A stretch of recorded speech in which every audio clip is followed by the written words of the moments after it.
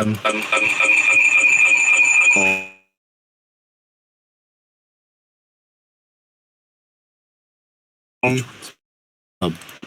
Vance. There we go. Okay, we are good. What's your Twitter handle? Brett A. Vance. Brett A.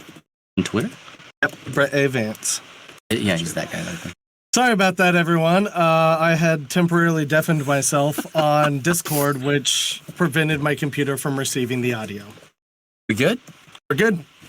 Hey, what's up, nerds? My name is Bubba, and welcome to LTN Live here on the Love Thy Nerd Twitch channel. Thank you so much for joining us. We've got a very special Twitch broadcast for you today. The live stream is going to be us playing Dungeons and Dragons. We're going to go around and have everybody introduce themselves. A couple of faces you might know, a couple of voices you might know. Who knows? But today is going to be a little bit different than anything that we have done before here on the channel.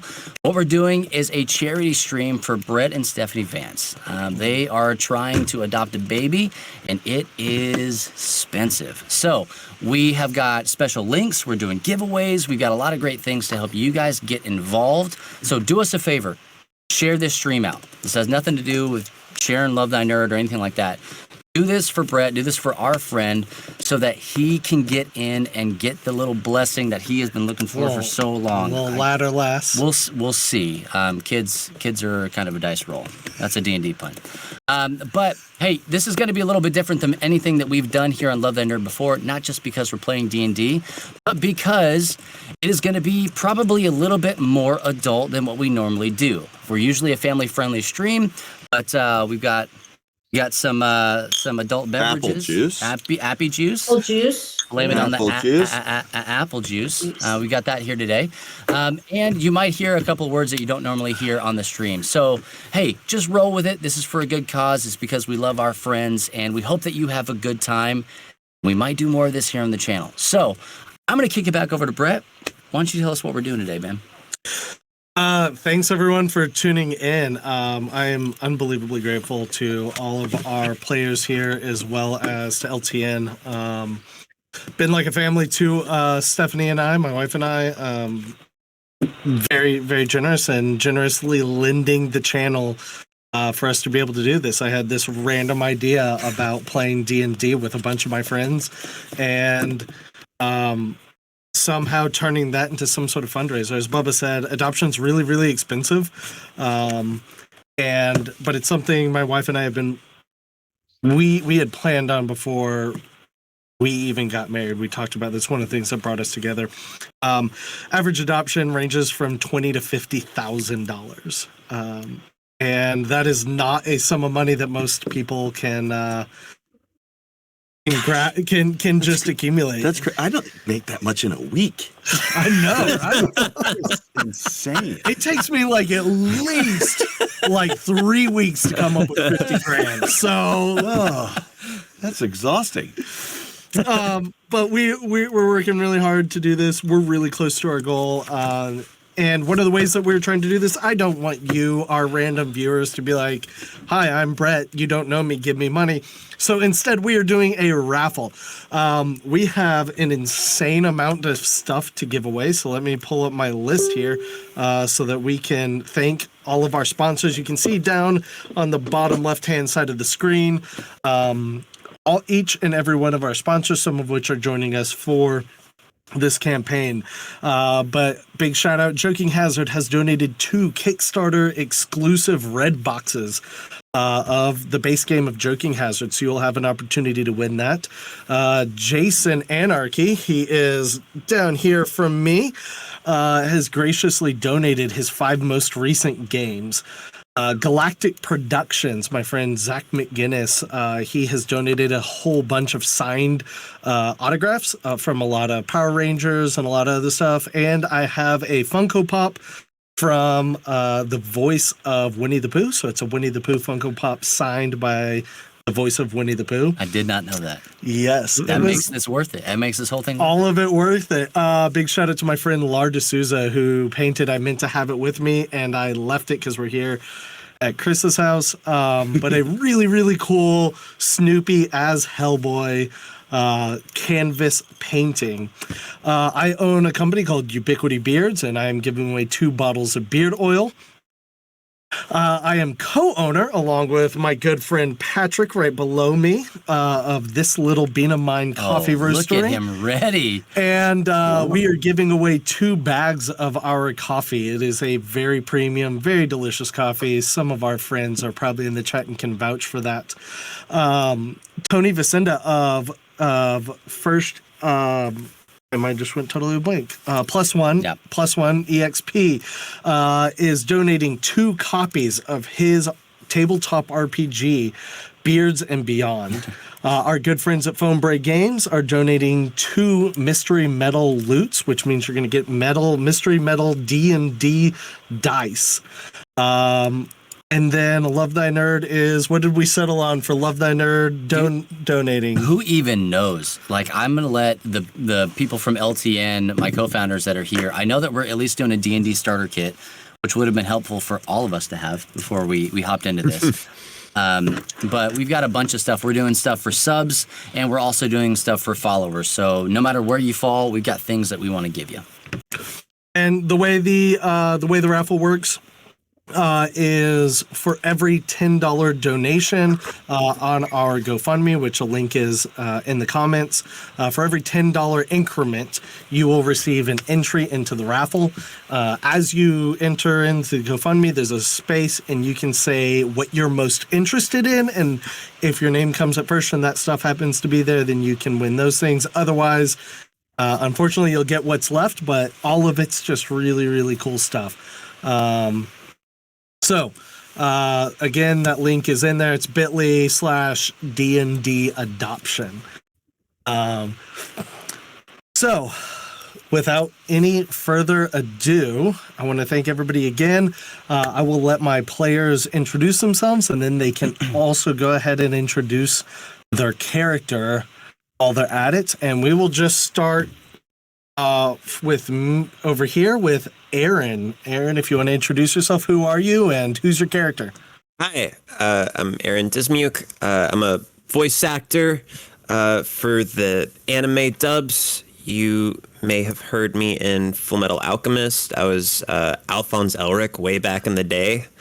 I am also Senku in Dr. Stone, Tamaki in My Hero Academia, and Kakeru in Fruits Basket. And my character is Smitty Slumgutter. He is a goblin fighter, self-proclaimed knight as well. But yeah, only self-proclaimed. All right, and next we've got Jason Anarchy, and we'll go down this way. Hello, Jason Anarchy. I make silly board games like Drinking Quest, which is like a really simple version of Dungeons and Dragons, but also part drinking game. When your hero dies, you have to chug the remainder of your drink in real life. Really highbrow stuff.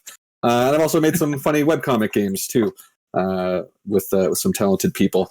My character is a cheese-mancer, so a wizard of cheese. The character's name is Allison Brie. Brie like the cheese. The real Allison Brie wouldn't return my tweets, so I'll be playing this character myself. And she's going to solve all her problems with cheese. Very good. Wonderful. Directly below me, we have Patrick Morrow. Who are you, and who is your character?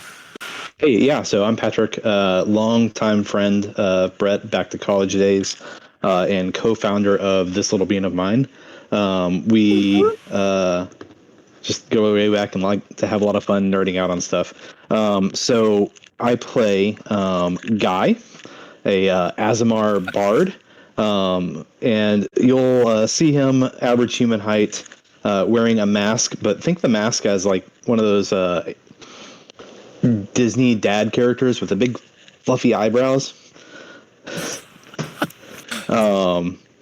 Yeah, it'll hopefully be more entertaining than I am. Hopefully more entertaining than me, because this is only my second time DMing, so we're hopefully good. Directly to my bottom right is Heather. Heather, you want to introduce yourself? Hi, everybody. I'm Heather. I'm Director of Operations for Joking Hazard, the card game by Cyanide Happiness. My character's name is Grucius. My character loves rooting around, scavenging for stuff, digging through garbage, looking for seeds, anything I can grow, whatever. I'm a half elf, half human, druid. Heather, you're getting a lot of love for your chair and your quilt. So, Oh, thank you. Yeah, there's a lot of Harry Potter stuff in this office if you look around. This chair is also a throne. what? Yeah. There we go. Directly next to me is Bubba, whom most of you know. Bubba, you want to introduce yourself? And Are you gonna roll for me? yeah, I'm gonna roll. You gotta roll for a name change. Oh, sorry. I just You're rolled out. a 2. I just rolled a nat 2, Get so outta here. you're not really getting much here. Yeah, Bubba. my name is Bubba. I'm one of the co-founders here at Love Thy Nerd, and really excited to be here. Met Brett actually at a con, so he's part of my con family as well. September, everything is coming back. I can't wait, and I'm also terrified. I am playing Alan, loosely based off of the character Alan from Hangover. And I always have a baby strapped to my chest because you never know when you're going to need one. You never know. Also happen to be a paladin that wields fire, so that's pretty cool. And then lastly, we have Chris. Chris, who are you? And Well, I'm very experienced in D&D. I played this once before and very loosely, and with a lot of pressure and with no knowledge. And I feel like but since then, I put absolutely zero effort into learning how to play D&D. So this should be great. I have crafted a character named. Oh, by the way. For those of you who may not know me, I am Aaron Dismuke's personal assistant. I do a lot of work for him to make sure that he gets to his sessions and stuff on time. Mm-hmm. And I'm also a voice actor. I have been doing this for about a billion years. And if you turn on an anime, just listen, because I'll be that guy. I'll be the guy with the deeper voice that doesn't like being with the group. But has a heart of gold, which is just kind of like me in real life. So today I will be playing a character that I've cleverly crafted named Sir Steve. He is a trust fund kid from Dallas.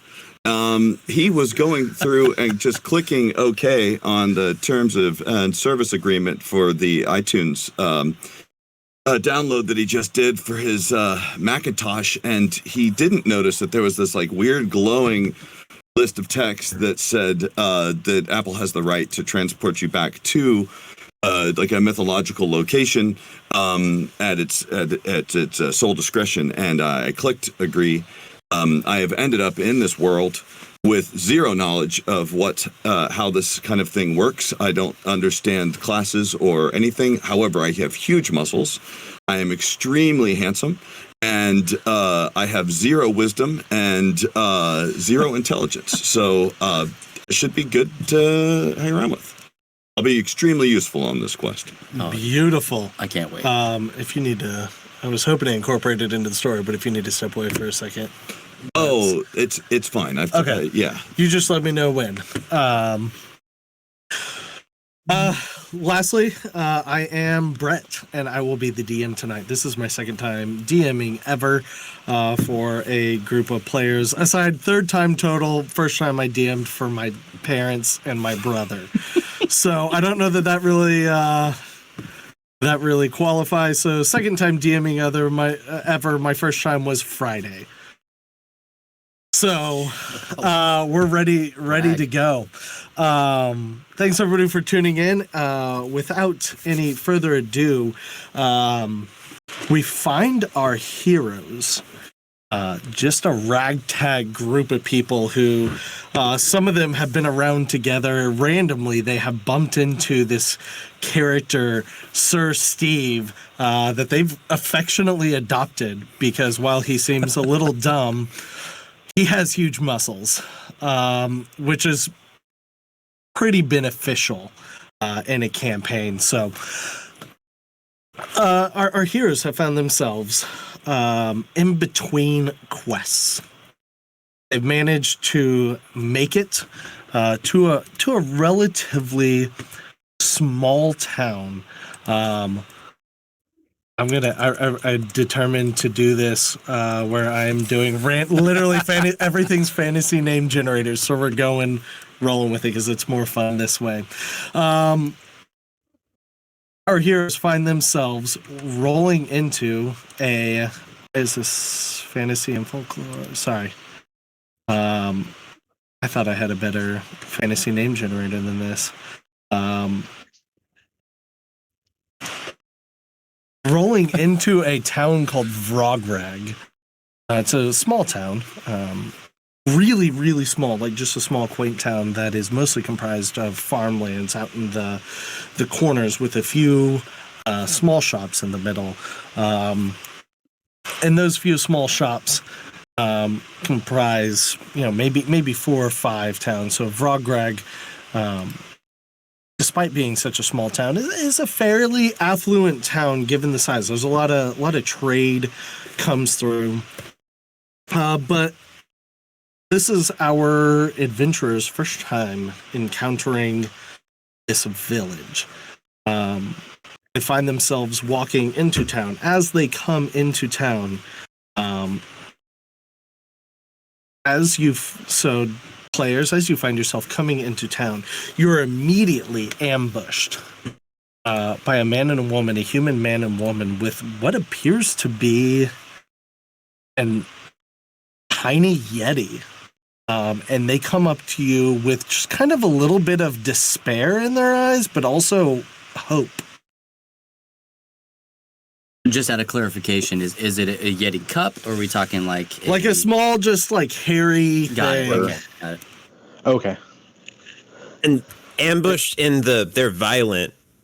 Not an ambush, meaning. like they're just rushing up to you like if you come off of a cruise ship. And, they're just like rushing up to you. Got you. Yeah. They haven't seen people in a while. They're just really excited. They're like, "Oh, yeah, okay." They look like they might have something to ask. Oh, okay. Allison Brie offers the Yeti some cheese first. See if he'll eat it. The Yeti, some quaint cheddar. The little tiny Yeti reaches up and says, "Thank you, sir. I really appreciate your gift." I'm a madam.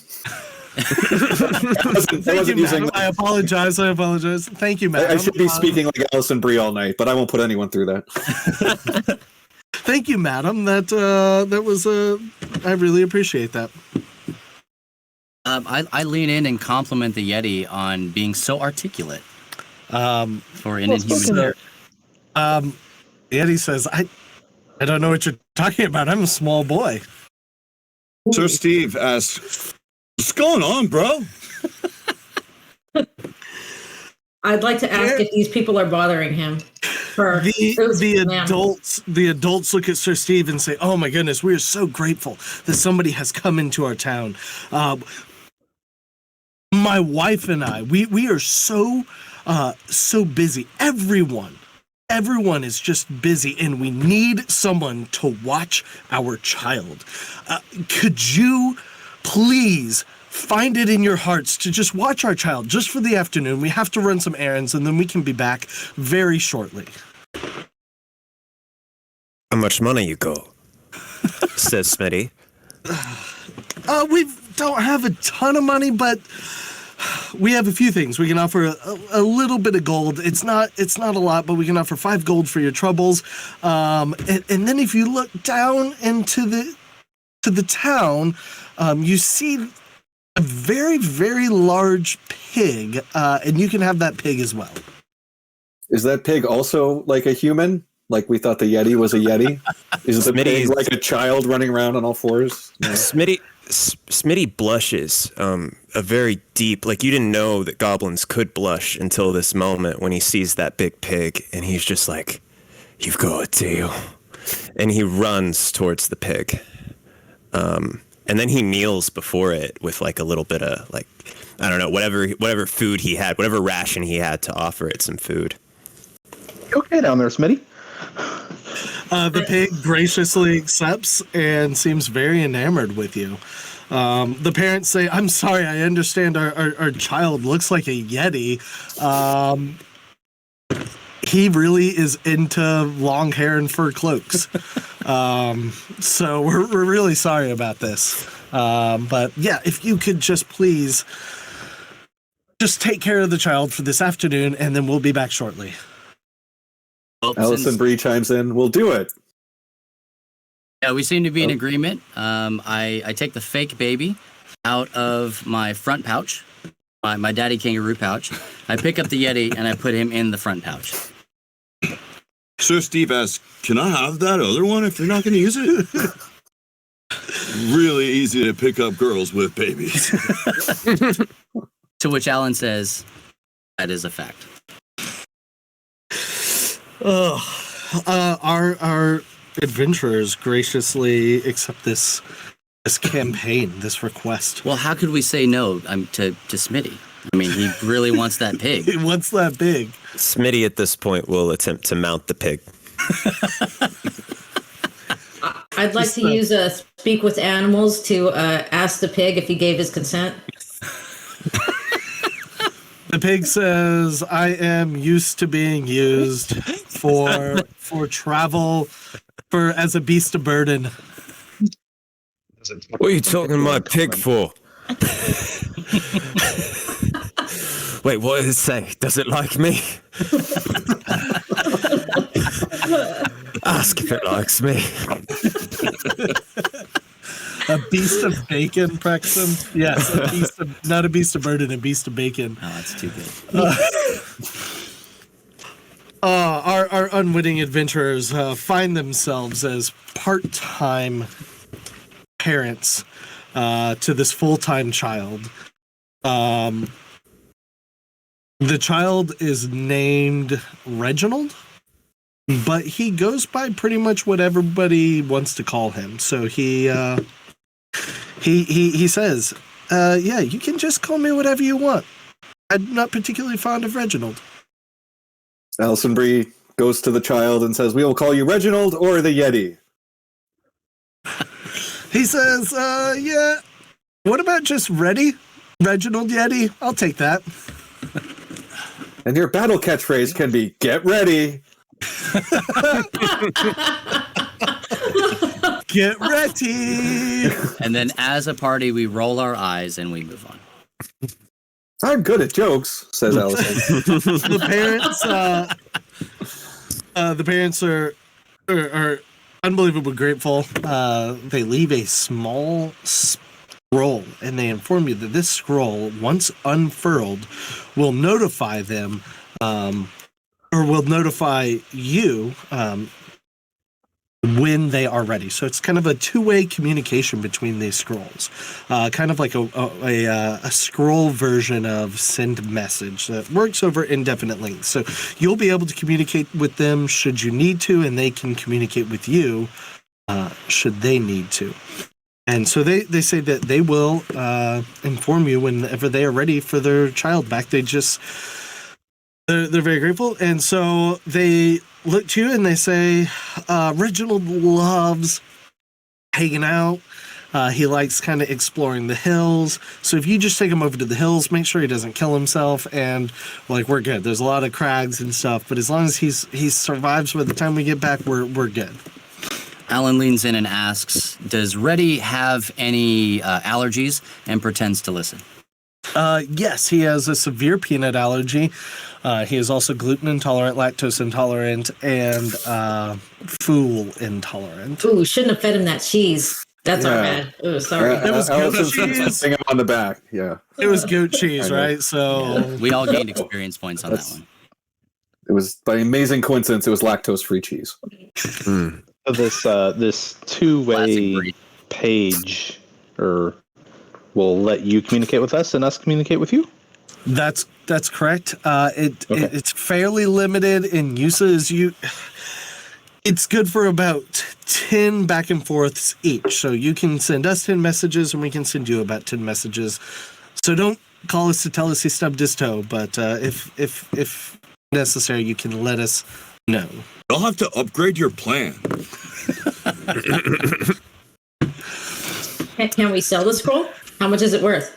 It's pretty valuable. It's worth about 100 gold. So I think we should sell it, y'all. To the scroll store. You want to sell it to the parents? Or who are we selling it to? Unfortunately, the parents informed me there's nowhere in town that can that would be willing to buy this type of scroll. I'm not sure there'll be much in this town if they couldn't find babysitters. This would be a good time to ask if there's like maybe an Apple store in town. Because they probably could trade it in for something else, and maybe I could talk to someone because this is not where I was expecting to be this afternoon. The parents look a little confused and they say, there's the fruit merchant and he's got a stall and I believe he's got apples, but it's close to the end of the fall season. So Sir Steve flexes and knows that she's joking, but is not quite sure. He might think that she's hitting on him, but he's not very smart. Alan tells Sir that we'll check it out, just in case. Thanks, bro. Yeah. the parents send their sincerest thanks as they depart. And they as their final words are, his favorite field is just over there a little bit east. To the field. To the field. Let's go rummage. I'm carrying ready, so let's go. Are you guys ready? We sure are. I roll. So Oh, this is gonna keep on giving. This is never gonna stop. As you head towards the field, you make your way to the field. It just becomes a little upslope, and you notice that since it is towards the end of the fall season, that there's a little snow on the ground. The higher you climb in altitude, and immediately out from the north, coming down the mountain, a family of Yetis comes down and snatches up Reddy. You see two large, full-size Yetis come down, and their eyes get really large, and they run, they gallivant in, they snatch Reddy right out of the baby carrier, and following behind them are three Yeti tykes. No need to panic. It's just more hairy children. He's gone. Do He's I- out of the carrier. Yeah, they snatch him out of and they have started to head back north. They came down from the north and started heading back north. I want imagine your other baby back. It would feel unnatural for me not to have something takes from sticks in carrier. Thanks. I imagine their babies were following them the whole time, right? They're actual Yeti babies. Yes. Okay, so You can tell they are very was dissimilar from Reddy. was there a point at which I would have had a good chance to snatch a counter hostage? Like on a pig. yeah, I'm pretty Going fast, fast. and I'm willing to maim it. We do have a pig rider, yeah. Okay. For what yeah. that's worth. So you want to try and get back up there. Smitty wants to try and get back up there and Catch whichever of the babies is trailing behind. okay. Go ahead and let's do a roll for animal handling. Okay. 'Cause you're just trying to get that pig there moving real fast. Praxim, this pig, I don't know. Smitty, what does this pig look like? We're getting asked about this pig. Is it a warthog? What do we... Well, it's I'll a let you big. define it. It's a big pig. And I think that's going to be what Smitty affectionately calls it, is big pig. And it's brown and it has some black spots. It's very robust. Doesn't smell amazing. Has some wrinkles, it's a little bit past its prime, honestly. But gosh, you can imagine in its prime that it was just a majestic beast. It even has like some little tiny ideas of tusks, like it remembers its wild side. Is this one gonna last longer than the last one? That's a good question. Don't bring up the last one. Already. I'm Trying to kidnap a Yeti baby here. Smitty, you rolled in that one. I did. I imagine I say that from the ground. You attempt to... Go ahead. As one of the little actual Yeti children are running, can I use Mage Hand and just trip one? Grab one by like an ankle as it's running and trip it? Yes.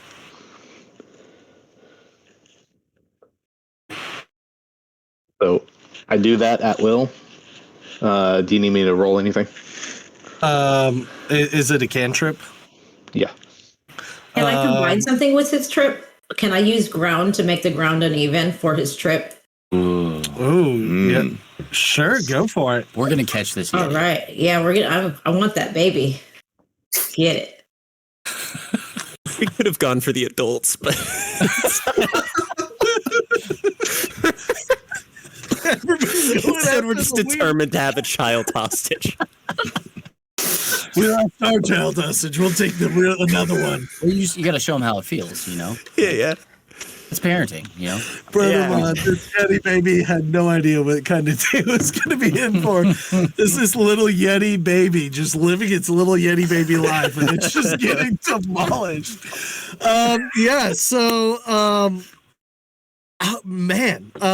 Smitty runs, jumps on his giant butcher pig's name.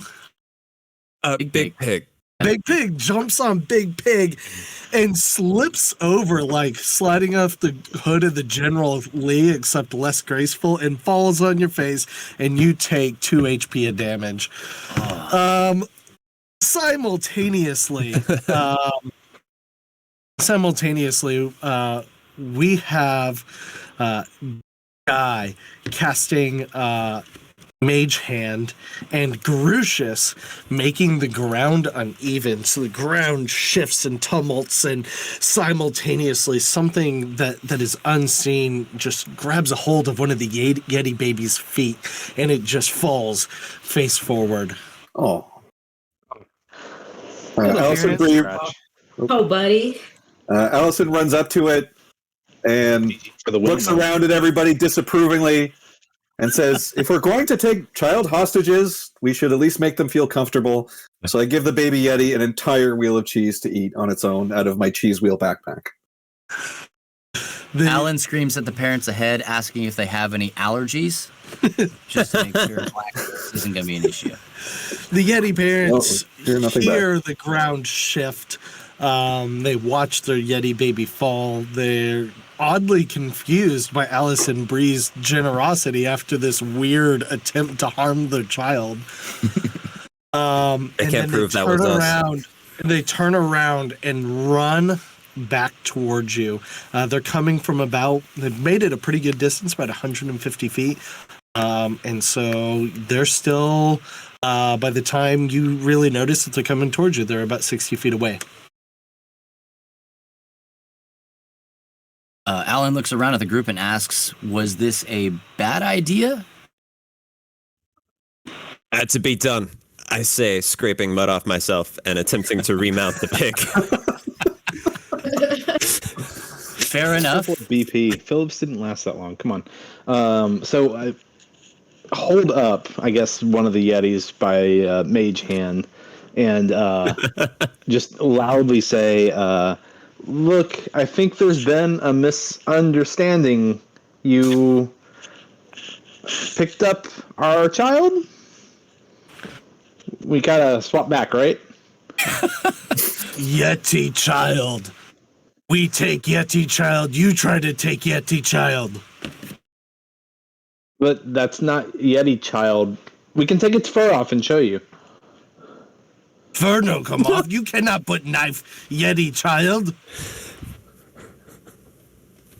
Just a little haircut. Come on. I don't like Yeti child getting hurt. I'd like to cast Charm Person and then be like, "Hey, it's all cool. It's all cool. We're good here," and then see what he says. Let me. And Sir Steve would like to join her in that, just to kind of stand around and look pretty, like, handsome. Yeah. While she says that. Alan, with the most experience, obviously steps in just in case anything happens. So Most charm experience at person. holding a fake child. Yes. I'm the only one that came prepared. Okay, so yeah, you can. I'll go ahead and allow you to cast All right. charm person. But since it's not actually humanoid, I'm going to have you also roll persuasion. So there on your sheet, there should be a little number. You can click the number and it'll roll the dice. Okay, persuasion. Here we go. Oh, I got persuasion +6, so it's nat. Okay, it's rolling. 19, and my natural is +6, so 25. Okay. So the Yeti looks around very confused, being held up by Mage Hand. The Yeti's very confused, but oddly persuaded, looks at Sir Steve and goes, "Handsome." Oh, we got a love triangle already. And then Wait, looks wait. at Is this the Grucius. baby Yeti that was held up? No, this was adult Yeti from my, or was, No, Did you I was do holding the the baby whole- Yeti up. oh, No, we got a baby Yeti up by Mage Hand. But I think we were trying to persuade one of the adults, right? Fair enough. That's what I thought. Yes. okay, It's, okay. Then it's Sorry. fine that we totally just knocked over and hurt their child. Just a little bit. So the small Mage Hand baby, very confused, and says, I don't want to be skinned." And then the adult Yeti is oddly persuaded, despite kind of the craziness, and says, "Okay, what do you want us to do?" So, Grucius, what would you like to do? How are you trying to persuade this Yeti toward what? Well, he seems to really like Steve. I'm going to ask if Steve can go with him, and we'll take the babies. So now we have 2 babies.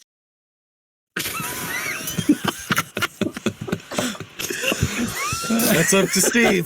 That's up to Steve. Steve says whatever, bro. Our family of adventurers is growing larger. The adult Yeti says, "Handsome, not child, don't want." All right. Close one. Can we keep 1 baby? You Allison want? We 3 have. offers a cheese wheel to trade for the baby. Of a really nice, let's see, I have a list of cheeses here I was going to use. Of Most of us have a spills. mental cheese? I like it. Yeah, that's good. All right, a wheel of Emmental cheese. And she says it's a really nice cheese that flew through a portal with Sir Steve when he entered our world. From the world of Blurth, I think it's called. Blurth, and it's Gruyere for Sir Steve. Praxim says it's Gruyere. I'm going, that's canon. This is Gruyere cheese. The adult Yeti still under the compulsion of charm person is you know what? Very confused, but it says child cheese trade. Agree. The Yetis, they agree. Inexplicably, these Yetis, who were convinced that you had kidnapped one of their own children, have just been persuaded to trade a child for a wheel of cheese. So they make it. They take Reddy, and they lower him down with one hand still on, and they hold their hand out for the cheese. Allison Sir Steve hands them. doesn't understand this transaction. He thinks it was just some sort of diversion tactic, so he decides to use his huge weapons to smash the adult Yeti. Sees the opportunity to kill the adult Yeti. Okay. Allison grabs the cheese and says, "Don't cut the cheese." Sorry. I'll leave. This is what I'm supposed to do, right? All right. Go ahead and roll for attack. Okay. I'll I'll give you advantage because you're attacking them unprepared. Surprise. Which one is that, All right, bro? so you will go to your actions Okay. over here. Okay. Actions. Yeah, so you Yeah. go to your actions. You're going to roll to attack right there. That. Okay. And you just did it. All right, you rolled. Nailed and, it. And you're aiming at one of the adult Yetis. Yeah. And you rolled an 11. Natural 11, right? Yes, that is an 11. With the and so confidence of you 1,000 reach blurs. up. Yeah. Sir Steve reaches up with one of his massive axes with just the confidence that only Sir Steve can muster. He I love brings these it all things. the way up. He stares the Yeti dead in the eye, and as he swings, he brings the axe down like 3 feet directly in front, just completely missing the adult Yeti. Need to calibrate it, my sensors or whatever. How does this work? And everyone roll for initiative. For our newer players, there is a button up towards the top that says initiative. And that will... you rolled intelligence, Oh. Steve, and so it's right here. Oh, it's this one. I rolled a 0. I have nat 1 and my natural -1, so I'm a 0 right now. Stick. All right. So Steve, Smitty rolls a 9. Sorry, I'm doing this all analog here. So I'm rolling it all, doing it all manually. Allison Brie rolled a 14. Alan, because he's obviously been here before in this situation specifically, rolled a 20. Cool. Are you rolling manually, Jason? I am, yes. Okay, that's fine. What did you say you rolled? 14. 14. Okay. Smitty got a 9.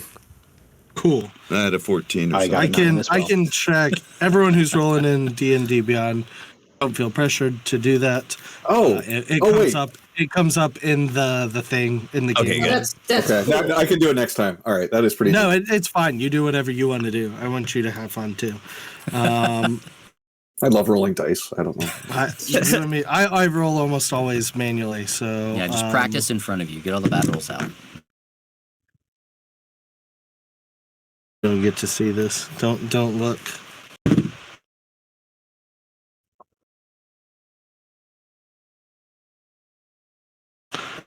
Okay, Alan, you will be going first.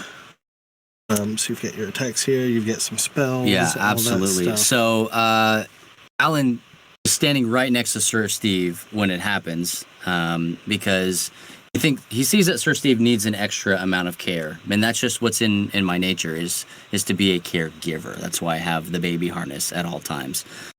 So seeing that happen, and the miss by Sir Steve, I cast Produce Flame in front of the Yetis. You want to do it in front. You don't want to hit them. I want to cast it in front. I want to create a wall. Like I You want want to create a wall. Okay, go Yeah. ahead, and you're gonna roll to hit. And I'll make that perfect. a- Yeah, roll a 7. Since you're not aiming to hit, I will allow that. You create a massive firewall, but you're not going to do any damage. So there is now a firewall between the Yetis. So we're able to snag Reddy in this cheese exchange. You were able to snag Reddy, so Reddy is on your side, along with one of the Yeti tykes is also on your side. Let me also go ahead and get the battle map open here in just half a second. I am still being manual analog. So we have both of the children. There are a total of 3 Yeti tykes and 2 adult Yetis. We have 2 of them. You have Reddy and one of the Yeti tykes. So you've Any got- attacks again? 2? You've got the baby you are in charge of, and We're still holding him up by a and magic attack. fist. We haven't officially collected Yes. him yet.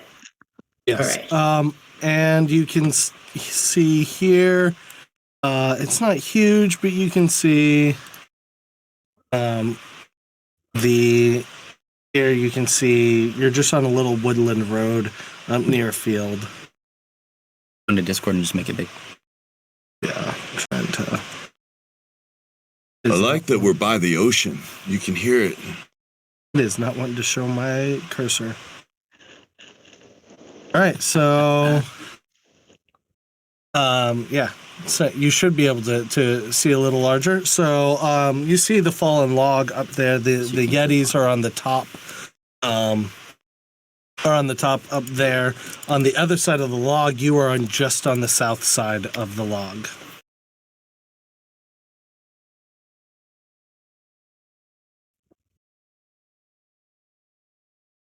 We're here. Yeah, we're down there, and they're up. They're Yeah. north of the log.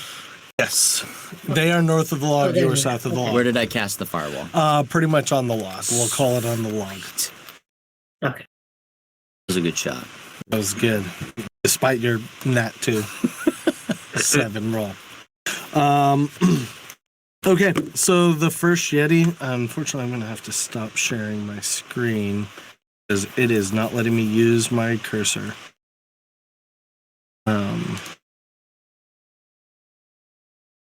And let me get. Sorry. This is. Oh, so now it wants me to see my cursor. Yeah, there you can make that big now. Click on it. I can't. I still can't see my cursor. Yeah. You're good. So Steve would like to go summon some ice. I'll be right back. Yeah, fair enough. You don't need to roll for that. So Steve remembers that he had to take care of some random errands, and everybody looks confused as he disappears off into the woods. And everybody's just like, "What is going on?" And everybody's like, "That's Steve." So next we have our two Yetis take control. And I apologize, it is not wanting to show my mouse. Okay, so the first adult Yeti tries to run through the wall fire. What is the damage on the wall fire? 2d8. And then let me see this. So it's a 10-minute, so it's 2d8. The first Yeti tries to run through the wall fire. The adult Yeti tries to run through that wall fire, and I'm going to roll on my 2d8 plus, what is it? Fire damage. So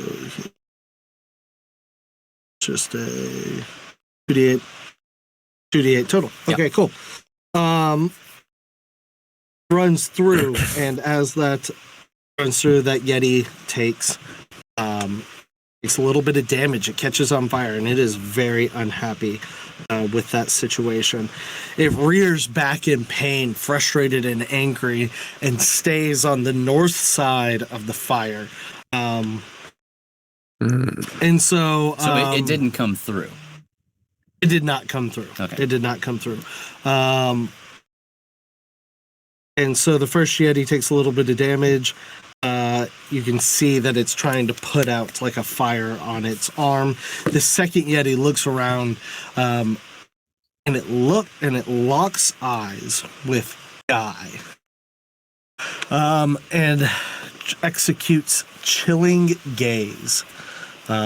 So Guy, you must succeed on a DC 13 Constitution saving throw.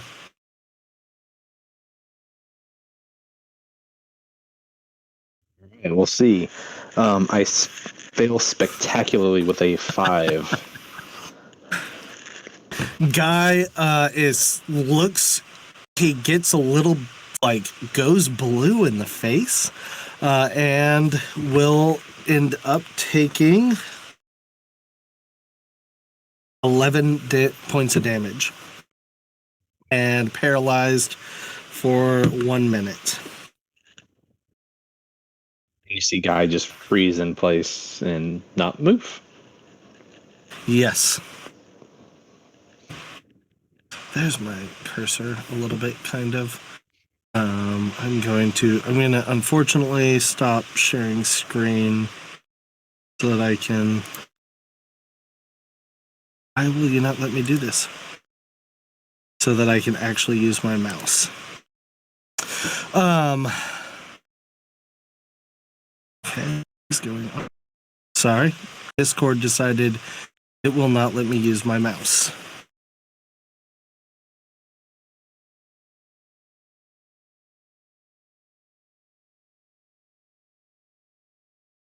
One second. Okay. My whole mouse is gone. My entire cursor just disappeared. So who needs it? Yeah. Let me see if I can No, it's Is there an object on one of the buttons of your keyboard? That's what happened to me one time when I had that happen. object. Like, is there a die on a key on your keyboard preventing you from doing anything? No. Well. No, it's moving. The mouse is moving. It's just not displaying my cursor. And it happened when I shared my screen, so it got real unhappy for a minute. And my loving wife says, "Is it even a game if there is no malfunction?" And she says, "I say absolutely not. There is no game without a malfunction." Technical difficulties for the win. I am Praxim. I'm doing Discord downloaded on Windows, and it happened when I started sharing my screen. I stopped sharing my screen. It's still happening. That's okay. We'll figure this out. So we've got Guy. Guy is frozen. The first Yeti took a little bit of damage. The second Yeti cast Chilling Gaze on Guy, and it is now Allison Bree's turn. Okay, so we're all inside this wall of fire right now? You're on the south side, so it's just a strong wall of fire. Just on the south so side. we're not surrounded by the fire. Okay, and you're not the hairy child is on our side with us. Yes, your hairy child is with you along with a Yeti child that is still held up. An actual Yeti. Okay. An actual Yeti child that is still held up by Mage Hand.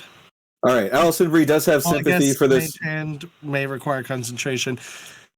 The child has been dropped as Guy froze. Go ahead. Okay, so hairy child is not being held by any force right now. Correct. Okay, so Allison Bree is going to cast Floating Cheese Wheel. So this is one of a few cheesified spells I have here.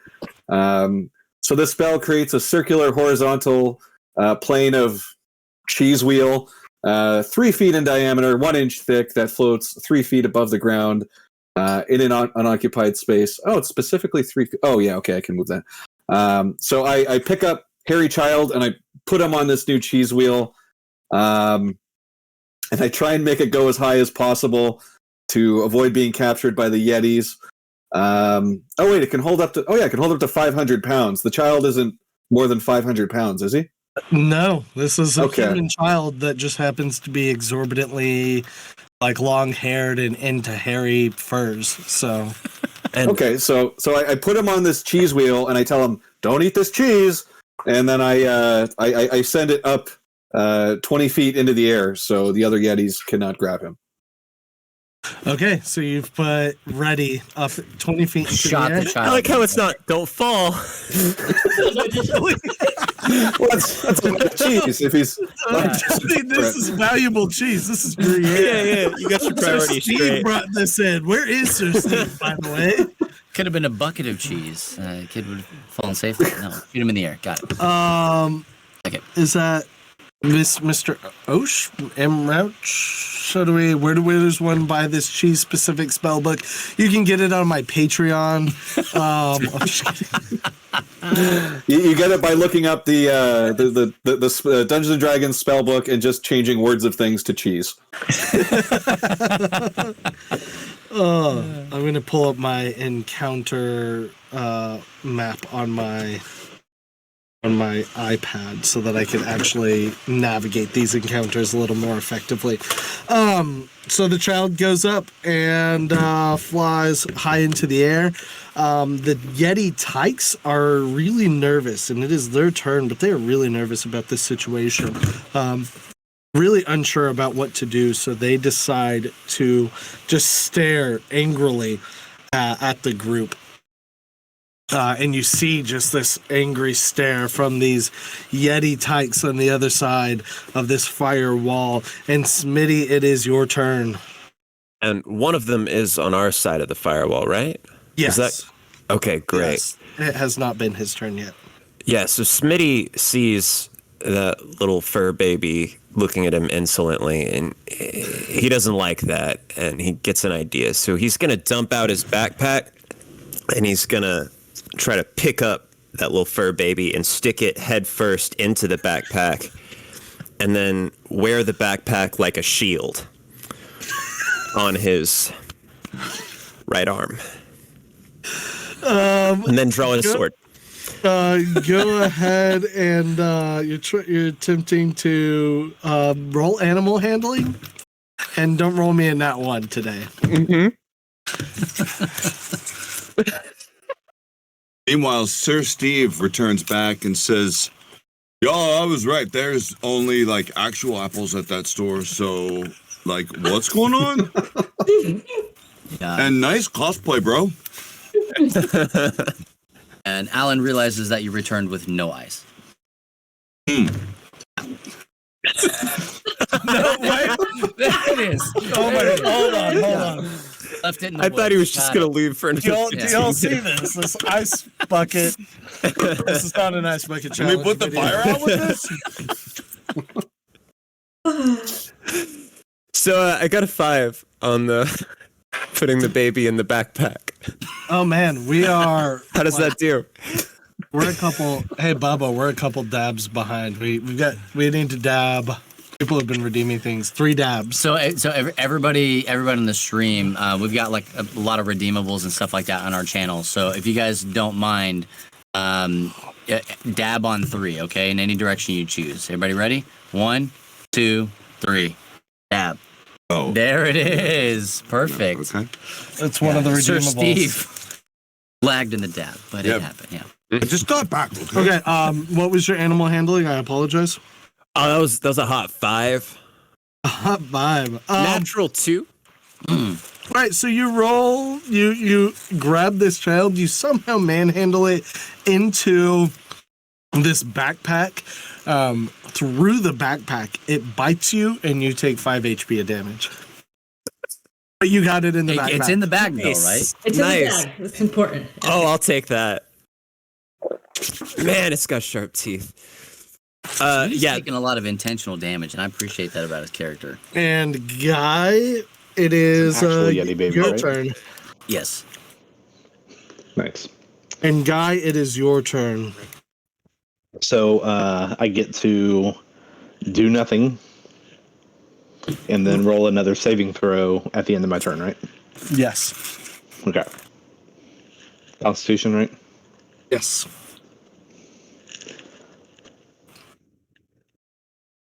Does a 13 succeed? That succeeds. Excellent. That right. succeeds. So Sorry, getting everything up on my iPad since my computer hates my cursor. Fair enough. Because why would a computer need a cursor? So yeah, you are unfrozen. Feeling pretty good about yourself. All right. Grucius, Go. it is your turn. Me? Oh. So we've got a baby in a front pack and another baby that's shoved into a backpack as a front pack. Can No, we one stick- baby's in the air.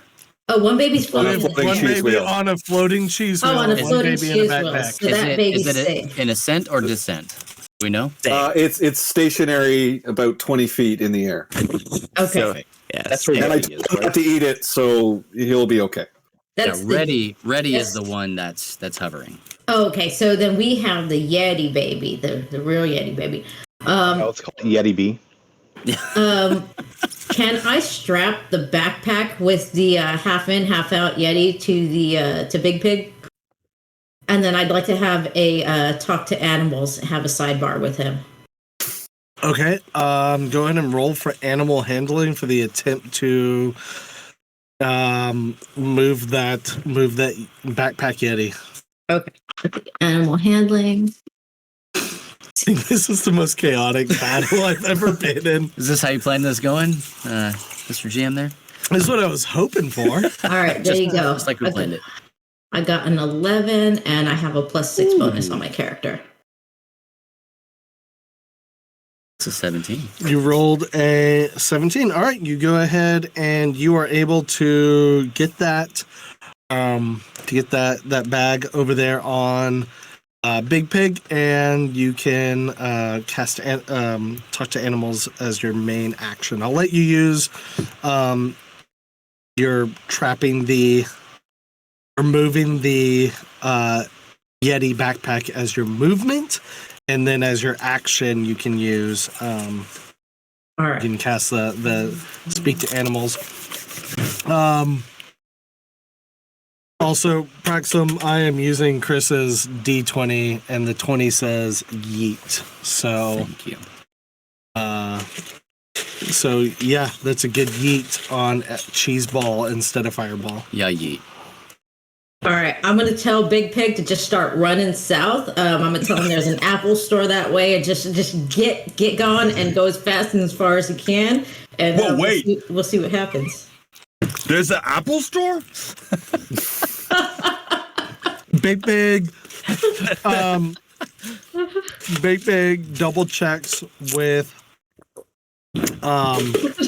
Smitty. He gives him a quick glance. A knowing glance, because they've already developed this really fast bond that Yeah. so Forever. Smitty nonetheless has no idea what was said. So he just he just looks for a knowing nod. Okay. So Big Pig runs south a little bit. I don't think he's gonna make it all the way to the Apple store, but he does run south a little bit out of reach. With the tiny Yeti backpack.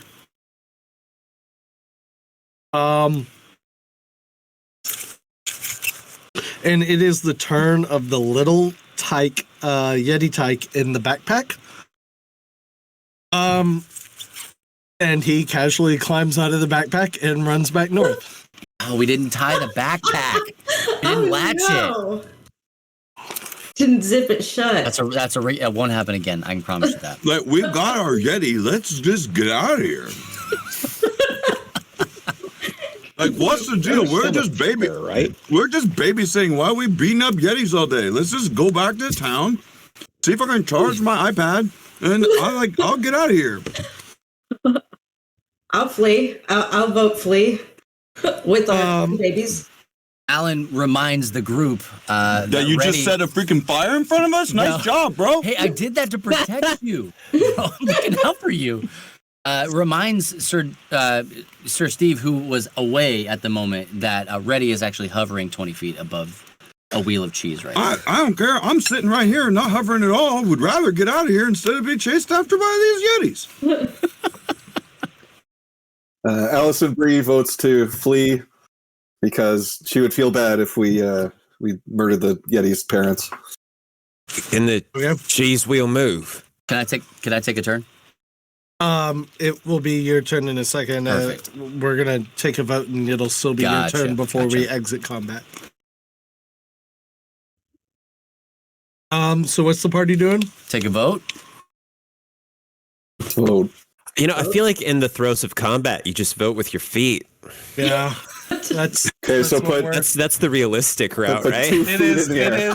it is Alan's turn. Alan, Alan kicks the wheel of cheese out of the way, catches Reddy, and runs in the opposite 20 direction. feet in the air. In the air. Oh, The wheel of cheese is catches 20 him. I've okay. got the daddy kangaroo pouch. All right, roll for acrobatics. This is not going to be great. Oh no, Jump 20 feet in the air. You're about to drop a damn Yeti, baby, bro. Oh, rolls a natural 19. Wow. That baby. Somehow, Alan is able to jump high enough to smack this cheese wheel. Reddy falls down tumbling, does a triple backflip, and lands perfectly in this baby carrier that Alan has rigged up. I think I heard him thank me. And then you're trying to run away? Oh, I'm out. Okay, and Alan dashes. I don't even wait for the group. I'm Alan gone. dashes away from the fire. I guess we're heading south, right? Yeah. Like that was So idea? The south back towards the town, because I can't remember. I think it is. It's not quite the you were currently east of the town, but south is away from the direction the Yetis came. So we came, just so I understand, we came through the trees, Mm-hmm. and we're running south. Now you're running south. Got it. Okay. The first adult Yeti looks around and is very unhappy with the things that are going on. So the first adult Yeti looks around and didn't like that Steve was walking around so nonchalantly and locks eyes with Steve. And Steve needs to make a Constitution saving throw. So right around here, you'll hit the Constitution. I don't know the Constitution, bro. Like, no one knows that. I don't got the internet. Can't look anything up here. He rolled an 8. I rolled an 8. All right. Not so natural The 8. Yeti uses Chilling Gaze, and does 7 damage. So up here at the top, you'll put in 7 and then hit damage. All right. The second adult Yeti, very frustrated, locks eyes with Allison Bree. Very unhappy that this cheese, not only that they did not get this cheese, but this cheese has just been putted off as if it were nothing. Locks eyes with Allison Bree and tries to use Chilling Gaze. And so, Allison, you must make a Constitution saving throw. Okay, I'm gonna do that in D&D Beyond. Woo! All right, here we go. My regular D&D group was always bugging me to do this. I never did, so this is my first time. That game here we log go. is super useful. Did I just get a nat 1? Is that what happened? Oh no, can you guys see that? Welcome. Oh no, roll it once. That's what it is. I see it. Okay, phew. Okay. Nat 20. Hey. Woo! It tries to Chilling Gaze me, and I cheesing gaze back at it. Your cheese engage. Your cheese Cheesing gaze. Cheese engage locks back.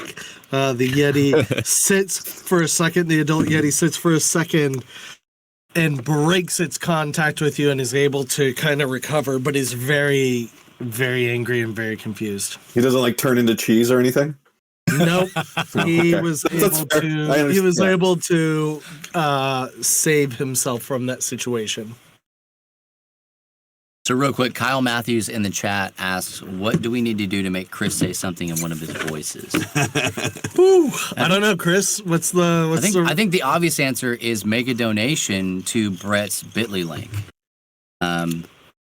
Do that. Tell us that you've done it, and then You make a donation to Brett today, and I will do your outgoing message on your phone, like in whatever voice you want. There we go. you almost can't beat that. What's your cap on that? How many people? 3. 3. All right. The 3 largest donations. Is that what Sure. we want to That do? seems fair. 3 largest donations on the donation will get a custom voicemail recording from Chris. So good luck. Also, Chris still owes me. He said he was going to make me an outgoing message and never did. I made a donation. You to want to do it right myself. now? Like we could just stop the game. Like, let's do it right now. I just do voices. Yeah, set everything back up. I am here. Okay, got that over with. Here we go. Done. Hey, Aaron, there's someone roaming around behind you. Just step for you. Yeah. See. Don't. Hi, Yeah. Sarah. Probably a burglar. I have seen Brett that says hi, video. Sarah. Sarah says hi in return. Sweet. So, this Yeti is very angry, very frustrated, but was able to save itself. The little Yeti tykes are still a little angry and scared, and they don't know what to do, so they are still stuck on the other side of the flame, of which we probably have one more round for that. And it is Smitty's turn. Smitty sees which way the tides are turning, and so he also starts running, but as he passes the little Yeti tyke that he had caught before, he's gonna trip it as he runs. We're gonna trip the little Yeti tyke. Yeah, just kicks it right in the shin. All right. Just really we glad to become- have Smitty on the team today. Go ahead and roll for melee. Yeah, would that be I guess that would be an unarmed strike. Yeah. So I understand that in D&D there's such thing as a non-lethal. I don't know how much health these little Yeti babies have, but I believe I you think, can make sure you do you'll- non-lethal damage. Yeah, we'll make sure you're doing non-lethal damage. So that Okay. unarmed strike against that unarmed tyke is not lethal. Yeah, Just enough to really severely cripple it, you know? yeah, exactly. You gotta let them know Trying you're to teach serious. it a lesson it'll never forget. Absolutely. Ooh, wow, a nat 20. Okay, No, and I can't crit on this baby. Pulverize we're is not, the you're thing. not. This is just your roll to hit. So the better you roll there, the more effective your intention will Yeah, be. you don't do damage. You Yeah. just send it to counsel. Yeah. So Pulverize it. so go tiny ahead bit. and roll for damage. You're not gonna kill it, but go ahead and roll for damage. Okay. Sir Steve doesn't understand and will attempt to do his own unarmed strike on this baby. Oh, we're beating up. Oh, we're hitting things?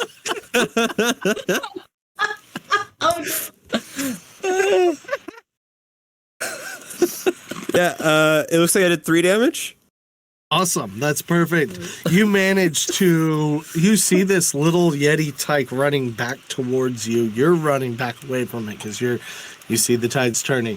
You see this Yeti and you not only successfully trip it, but you trip it in such a way that kind of just launches it over the firewall back into the arms of its parents. Aw. Oh. That was good. And it is Guy's turn.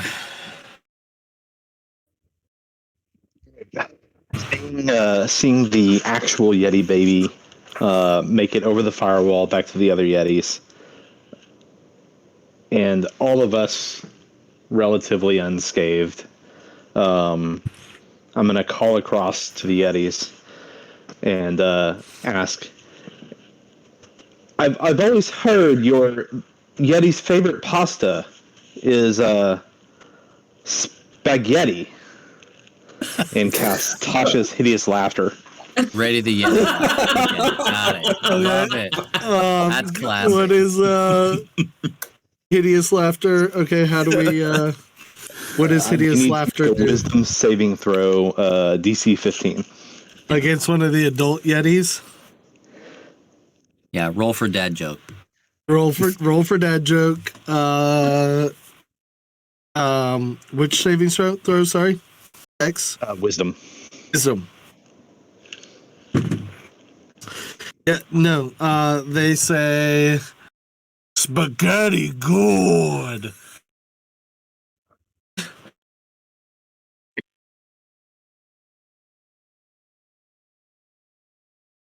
So they failed. Sorry, they Yeah, failed. They joke failed their landed. throw. They failed their throw. Spectacularly failed. Sorry. As a result, they are immediately fall on the ground laughing and are prone. Okay. So hearing this, all of the Yetis just like, this is the greatest joke they have ever heard. They cannot contain themselves. They're just like, Yeti spaghetti, Yeti spaghetti, and they're just rolling on the ground laughing. Just And they that's our cue to leave. Sir Steve also finds himself laughing hysterically. As this is also the funniest joke he has ever heard. No spell needed. Sir Steve is also on the ground, dying laughing and prone.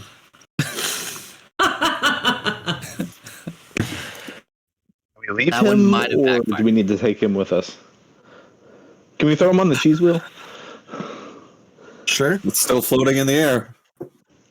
It can hold I kicked 500 it. pounds. I kicked it. It can hold 500 Oh, pounds. it's- So Right. Control it. All right, on my Follow next you, turn, right? I can reposition the cheese wheel and do something else with it. Yeah, so we'll load Steve on the cheese wheel and then head back south. Now that we have Ready back in our little Ready Bjorn.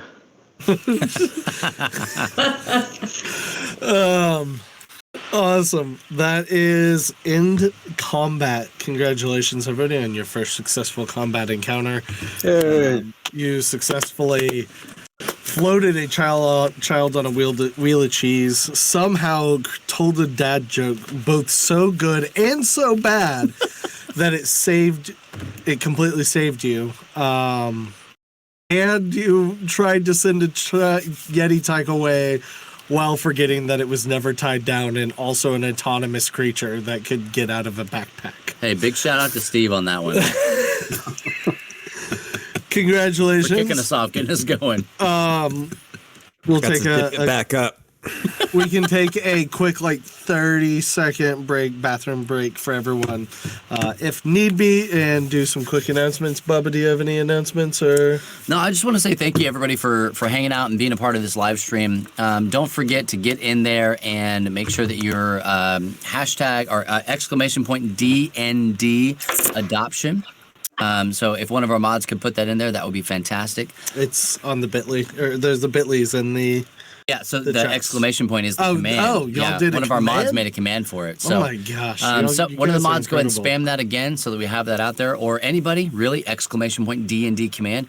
Make sure that you go in and give to that, because we are trying so hard to raise that adoption money that Brett and Stephanie need. That's the whole reason we're doing this. This is a lot of fun. This is great, but it is for a purpose. So please, please, please go ahead and give to that.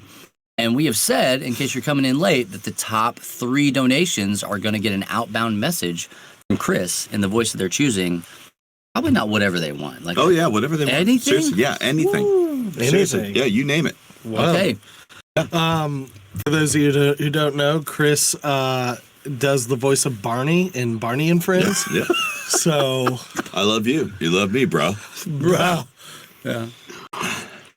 Yeah, so, okay. All right. Oh, Well, and that's the that's- stream. Those are the lines.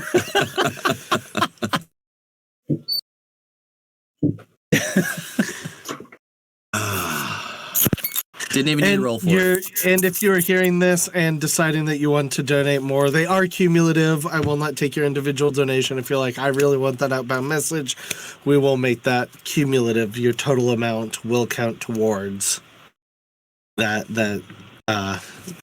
baller outbound message from Chris. $1,000 or more, and I will change your outgoing message every month for the next year. Whoa. There you go. There you go. I'm up the ante now. Dang. If donate 1,000 or more, you'll get an outgoing message every month for a year. That's 12 outgoing messages. Just a reminder that if you donate the least amount, you will be punished by Bubba making your I will outgoing do it. message once a month for a year. And I will have you know that 12 a year is 24 more than I have ever made for my outgoing messages. So, Bubba, you're great at math, bro. I'm so good. I'm so good. I'm almost too good. Oh, But seriously, thank you guys so much for hanging out with us. Stay tuned. We're going into the next. I guess it wouldn't be called the act. We're going to the next section of the D&D game. an act. I don't know. Who is counting? But again, don't forget exclamation point D&D adoption, and so many things going on. We're doing giveaways. We've got a lot of prizes, a lot of great stuff. So just please make sure that you're giving to that. we haven't said this. None of this money is coming to Love Thy Nerd. None of it is coming to LTN. None of it's going to anybody that you see here other than Brett and Stephanie. This is all for them because we love them and we care about them. And we hope that even if you don't know them, that you know that we trust them and we think that they are, regardless of how this actually goes, that they're fit parents. So please do your best, whatever you can, any amount that you can give, please give towards that. Y'all are way too kind. Really, really appreciate everybody being here and all of my players giving up their splendid, that's the word I'm looking for, splendid Tuesday evening to do this. And hopefully we're having a lot of fun. Yeah. Just do you need grateful. to take a break? Are you doing good? I'm doing good. Okay, good. I peed right before we started, Great. so. I peed just a second ago. Yeah, so we're good. yeah. And Stephanie's watching, so she's peeing for me. Got to diaper up, you know. This is all. This is all going to our adoption. Every bit of it. Adoption's extremely expensive. We are fairly close. I don't know any of the numbers because I haven't been able to update today, work and such. But we are very, very close, and any amount over will also go to adoption in general expenses because having a child is expensive. And there will be a lot of crazy fees that come from adoption.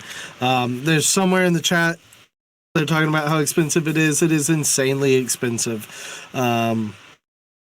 And so there are chances sometimes if like they go and they do a home study and we don't pass our home study because we don't have a bookshelf tied to the wall, then we have to do another home study, and a home study is $2,500 a pop. So I can promise that every bit of this is going towards those things because You should just pretend you live in my house. Done. This is my, everyone look Like, around. This is my Just house. say like, don't you like synthesizers? Like There's so many synthesizers kids like synthesizers, on right? that wall. I am checking my list. I'm so sorry. I was actually going to take this time to go ahead and go back over the gifts that we have. I am not able to really send an effective list because I kind of have it in a weird spot. Text it to me and I'll send it out. Okay. Or copy it or whatever. And hey, Stephanie, people are asking how close you are to that goal. So if you're able in the chat to kind of let people know, because I know you're doing a matching goal, right? So once we reach $30,000, the remaining $10,000, our total cost of adoption is $40,000. Once we reach $30,000, the remaining $10,000 will be donated by a friend of mine who is asked to remain anonymous. Sure. So yeah. Oh, They technical difficulties. All right, I will use this time to go to the bathroom.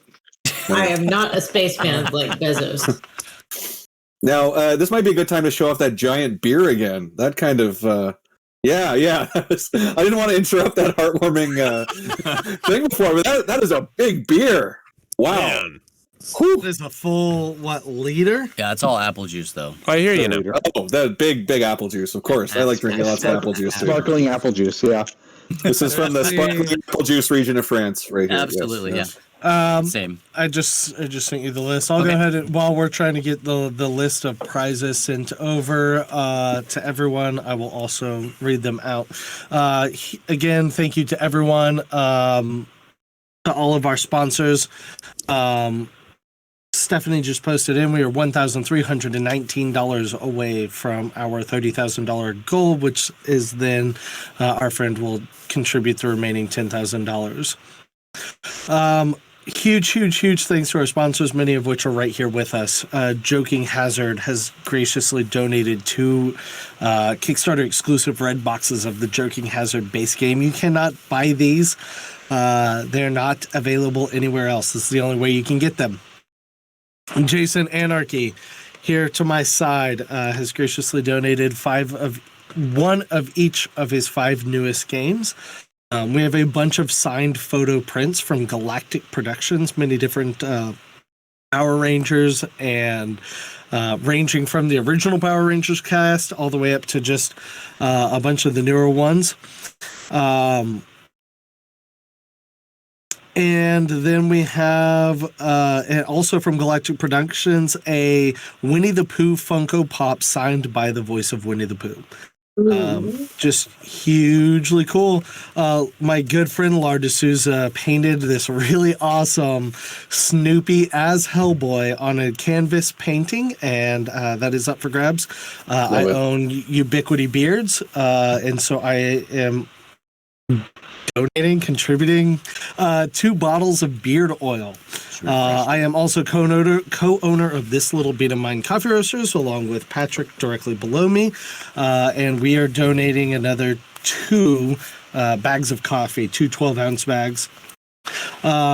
Tony from Plus One Exp is donating 2 copies of his tabletop RPG Beards and Beyond, and fantastic beard themed RPG. Foam Brain Games. Wow. Yeah, right. A beard themed RPG. It's actually really fun. Play it, you know. It's like there's some really good, really fun mechanics in that. I believe he's also hosting this stream. So anyone who's watching from Tony Streams, thanks for watching. Foam Brain Games is donating 2 mystery metal loot, so some D&D gear, some full RPG sets, some 7 dice RPG sets, and LTN is donating some D&D gear as well. Absolutely, yep. Starter kits and I think some dice and some other stuff like that. So a lot good. of D&D stuff. A lot of D&D stuff. Like dragon skin and like mana. Magic stuff. We've got so much mana. Donating magic missiles and stuff like that. Models, whatever.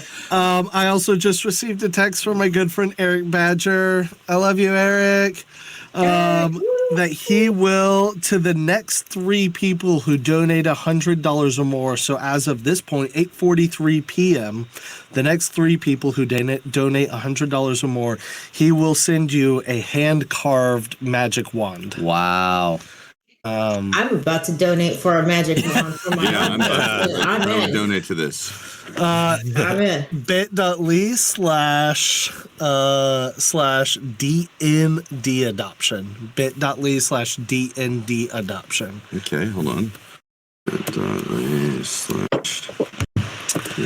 Jason, you have met Badger before. Oh, okay.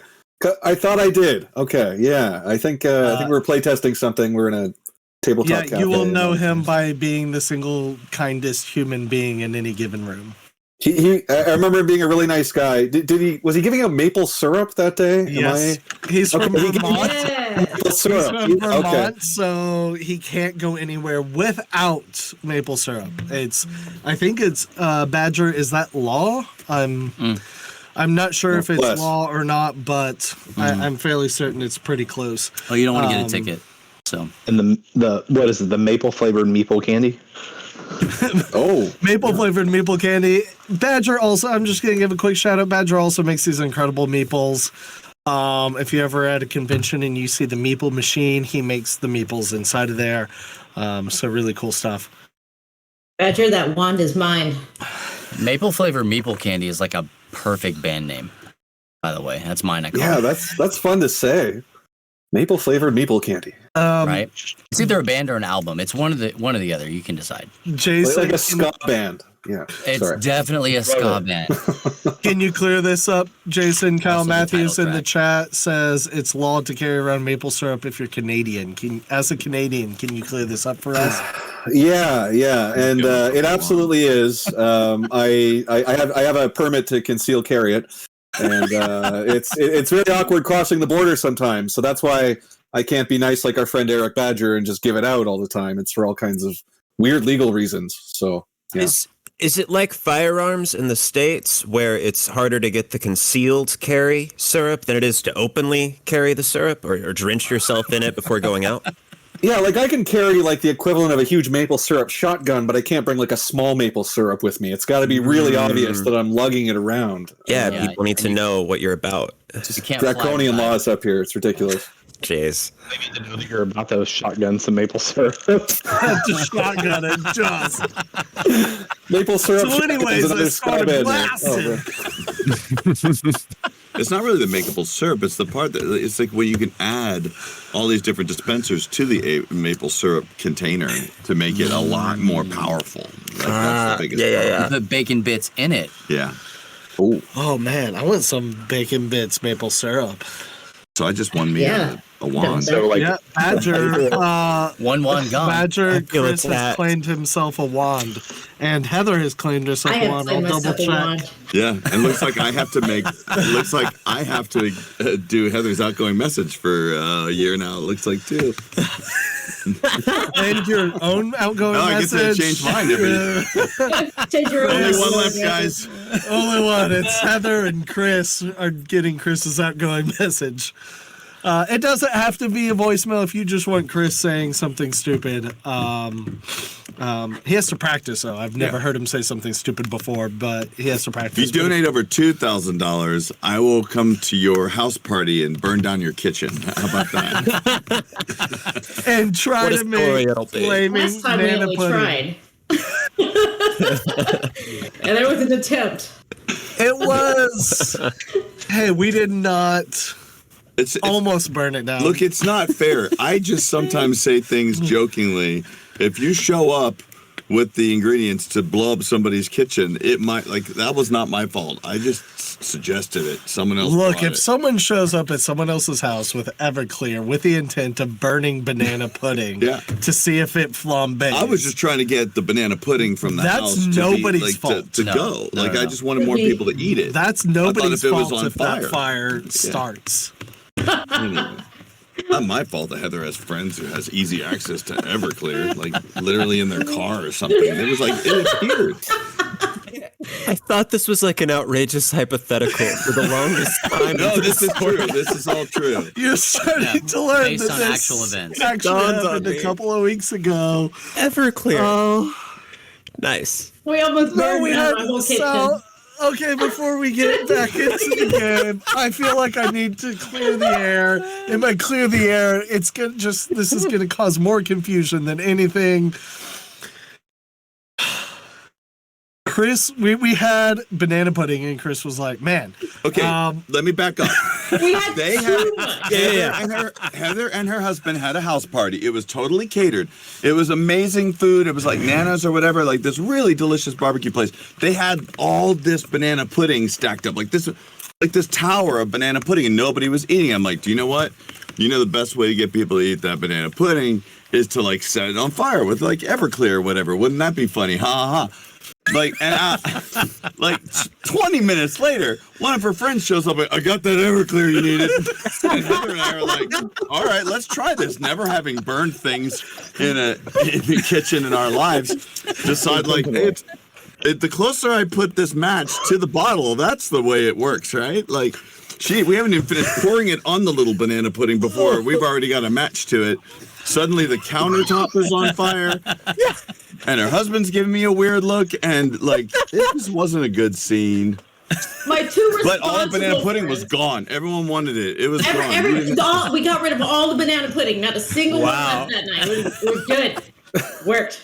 Even the burnt part. Yeah. Chris Sabat's famous flambéed banana pudding. So between gasoline and nitroglycerin, what was burning the Everclear like? Like, It looks so easy when you go to teppanyaki and they just go like, and the fire happens. They make the little onion and like a choo choo or whatever. But it wasn't as simple like in someone else's house on their kitchen counter. Two of our responsible friends were standing by like the fire extinguishers right there, just so you know. Yep. And we're like, hey, we have one of those. Thanks. Luckily, Rob was actually there just to go like, hey, this is just a really bad idea in general. But this was after we set fire all over the place. And Rob's like, yeah, in retrospect. There's already fire. All right. I had a really good time, by the way. Like, that was really fun. Oh gosh, and it was so Everclear burns like super like bright, so Yeah. well, that's right, like you can barely see it burn. So we're just like continuing on, and there's this bottle of Everclear on fire. So It started so to anyways, smoke. it started blasting. just want to say this has been the best 30-second break I've ever had in any D&D campaign. Like, hands down. That was bad. Oh, man. Okay. Sorry. Sir Steve. Getting the character. What's up, bro? Oh, yeah. And Allison Brie now.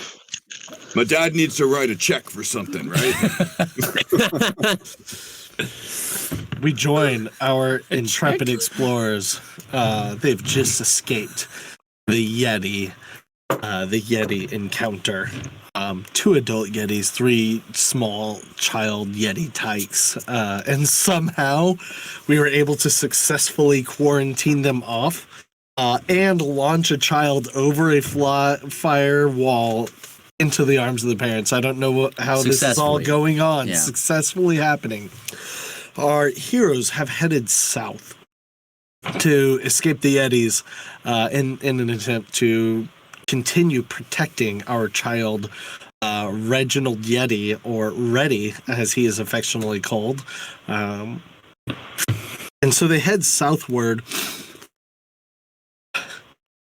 And off in the distance, they see some elemental, some like ice elementals. Everyone except for Sir Steve recognizes that they are ice mephit. Is that how you pronounce it, Patrick? Is it mephit? Mephot? Mephit. You see them, and they are about 120 feet south. There's a small group of 4 ice mephit. And they turn and they notice you. They're about 120 feet away, but they do notice you. We should offer them some cheese. What's the method anyway? Anyone know?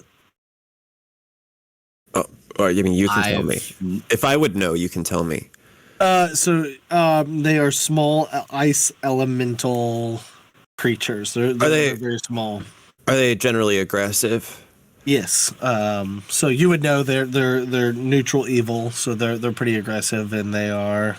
Well, I'm neutral evil. Look, I have a question that no one seems to have asked. Why is this baby Yeti's favorite field to play in? Because this is a freaking dangerous ass place.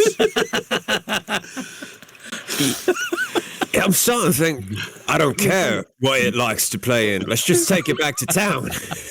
I mean, is this really worth it? Let's just go back to town.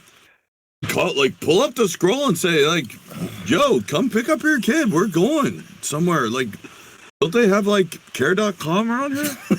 Well, they'd want a pickback, so that doesn't work for me, but... I mean, we could just go and look and see if there's, like, a McDonald's or a Chick-fil-A. They usually have, like, a play place. We could drop him off. Fine. Just leave him. Take turns watching him. I'm busy. I could intimidate him. I'm pretty intimidating. You want to intimidate Reddy? No, I'm gonna intimidate whatever the ice method. The F-its things, like whatever those F-its things. F you, F-its. Okay, so Allison Brie chimes in, and she's like, well, if the goal is to run away, I will distract them with a spell, a Limburger cloud. I will make a cloud of stinky cheese gas, and it will not be able to see us, and we will run away. Okay. So you're casting a spell? Yes, I'm casting Limburger cloud, stinky cheese gas between us and the Mephits, so they don't have line of sight, assuming they use sight to locate people. I don't know anything about Mephits. They do have line of sight.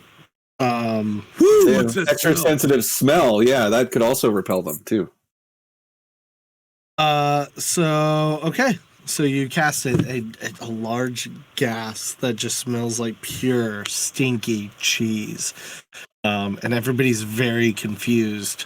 The entire party seems very confused why you chose cheese as your specific element of mastery. Nevertheless, this cloud of stinky cheese settles over the plane directly in front of you, and and you have obscured line of sight, and the ice mephit are on the other side, and they can do nothing.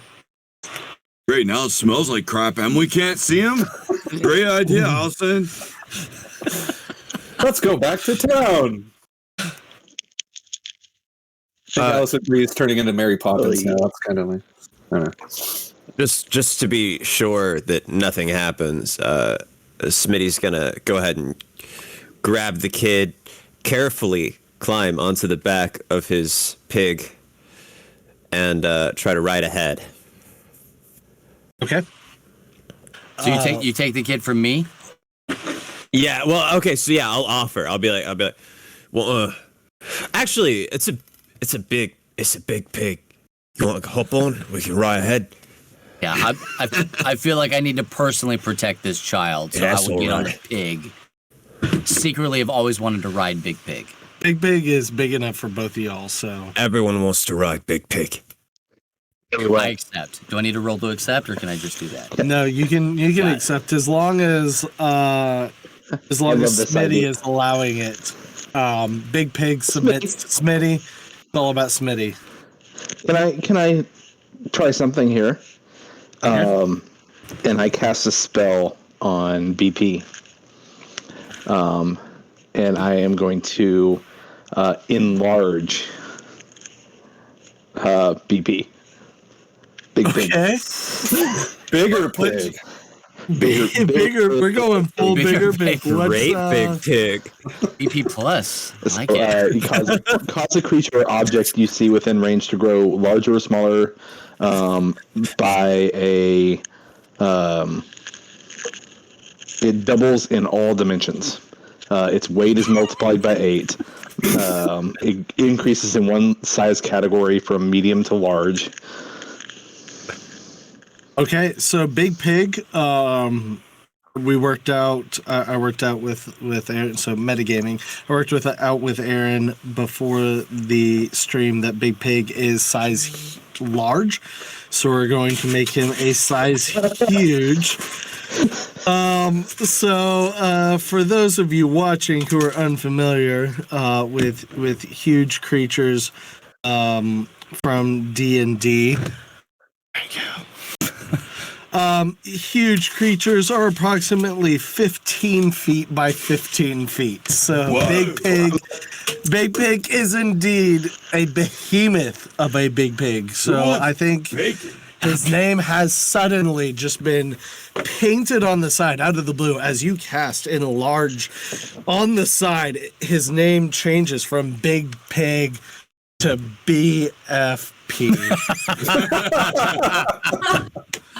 Yes. So I lean into Smitty and I say, don't change directions. Go through the cloud. Ramming speed. That's what I wanted to hear. Yeah. Smitty leans forward and he would smack BP's hindquarters, but he cannot reach that far. Hit him in the shoulder. Chimes That's as in far as again. you can reach Yeah, back. but with the energy of if he was smacking its butt, you know? Don't go through the cloud. It will do some damage. BFP with, I guess, the whole, at this point, the whole party is, How much damage is that cloud doing? Oh boy. Okay. Doing some damage to my nose right now. Yeah. Well, it's an attack spell. All right. Can we jump over the cloud? How far can that BFP really jump, though? He could maybe jump over the cloud. It's Is there a way we can massive. figure that out? It's I mean, it's BFP now. huge. So how big of a cloud does it say? 20-foot radius sphere of yellow, nauseating cheese gas. Okay. I just rolled a natural 20. I just rolled a 25 for performance. It was by accident. I didn't know that it would actually do Immediately, that. while on top of BFP, so Steve stands up and just begins flexing these obscene muscles. We didn't even know Steve was on. but there he was. Enough to make Jason Anarchy himself blush. He's holding on to the tail of the pig while on the wheel of cheese. But a perfect performance nonetheless. I just thought it was. Oh, somebody redeemed a dab. All right, dab on 3. 1, 2, 3, dab. Somebody else redeemed a dab. All right, other side dab. 1, 2, 3, dab. You guys are great sports. All right, go right dabber. So Okay, if someone goes through the cheese wheel, through the cheese cloud, there's no damage, but they just start retching and they miss a turn. medium, Like the a dry standard. Yeah.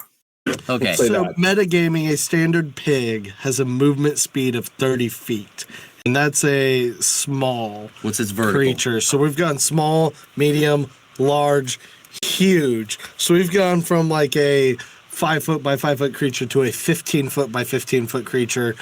I'm gonna go ahead and say that he can dash 150 feet. All right. And how much bile is in him? Like, Because he's going to retch too. because he's That's gonna throw up. Hopefully, my hope is that he throws up on the elementals. I'm gonna whisper, "Hold it in, boy," as I throw up on his back. Oh, we just got 3 more dabs. Hold it in. 3 dabs.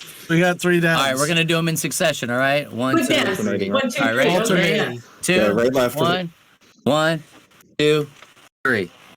Yeah.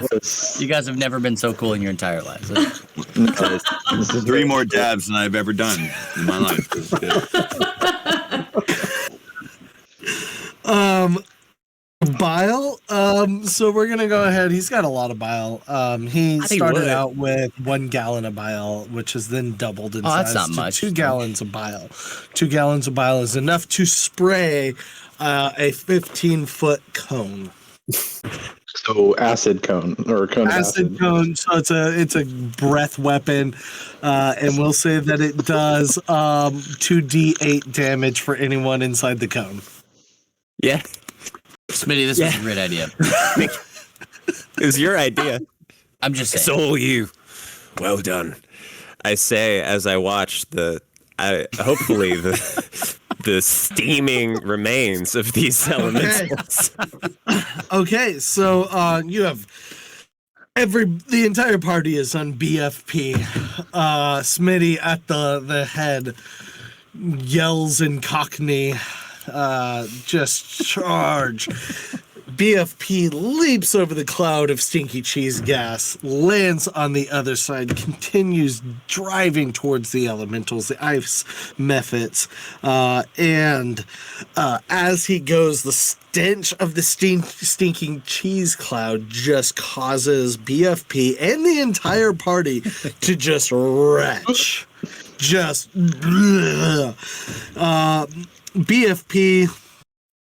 BFP just retches massively. Go ahead and roll animal handling to see. We'll use that to see how effectively close you are to the ice methods. Not a 2. Hey. It's a 16. Ooh. BFP just spews this massive cone of bile across this area, and does I'll go ahead and let you roll, Aaron. Go ahead and roll 2d8 for the essentially acid breath weapon.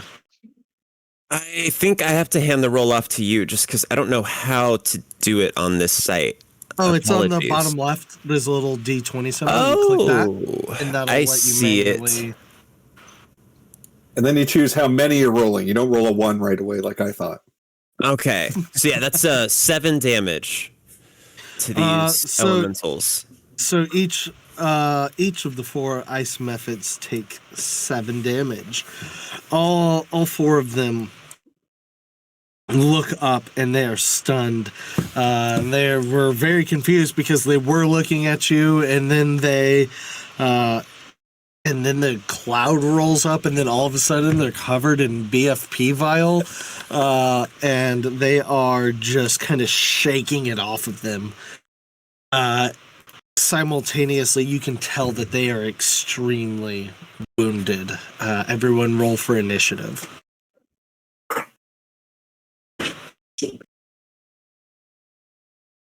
Oof. Guys. All right, let me. They hate me today. I rolled 20. Oops, I rolled 2 by accident. I'm gonna re-roll because I'm done. Just add them together. There we go. Oh, I got a second nat 20. I'm so sorry. I'm the worst person. I'll be right back. I got a 16. Did I roll? Did mine actually go through? Did it? I've got Smitty's. Doesn't look like it did.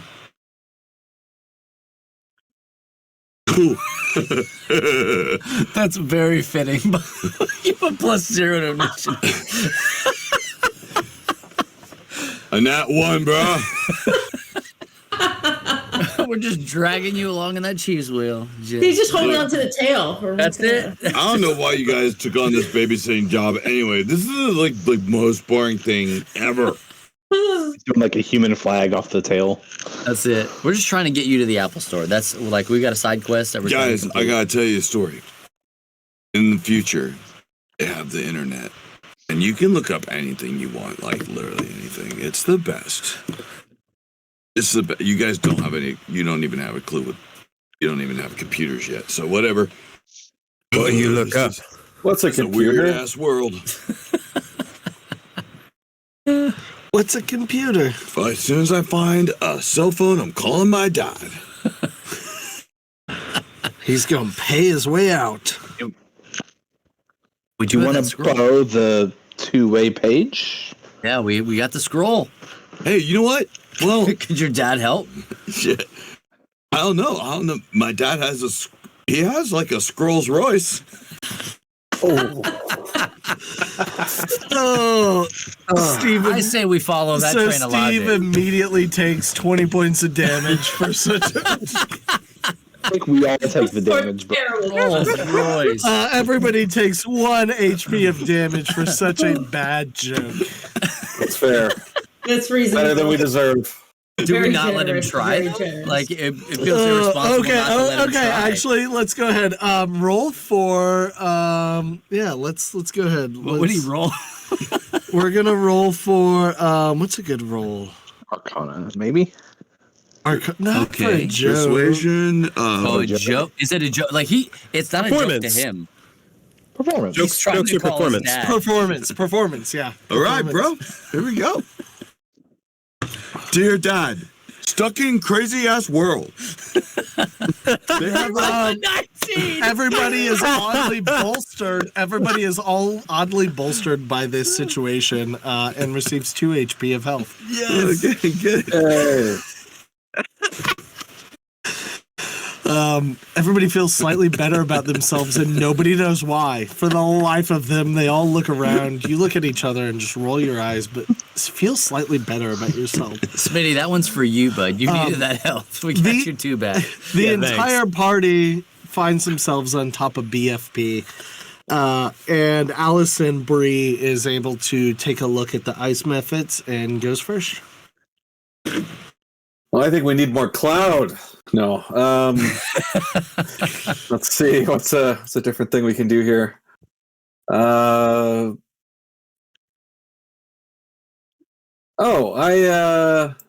cast Enlarge Reduce. No, that's not cheese theme. That's boring. You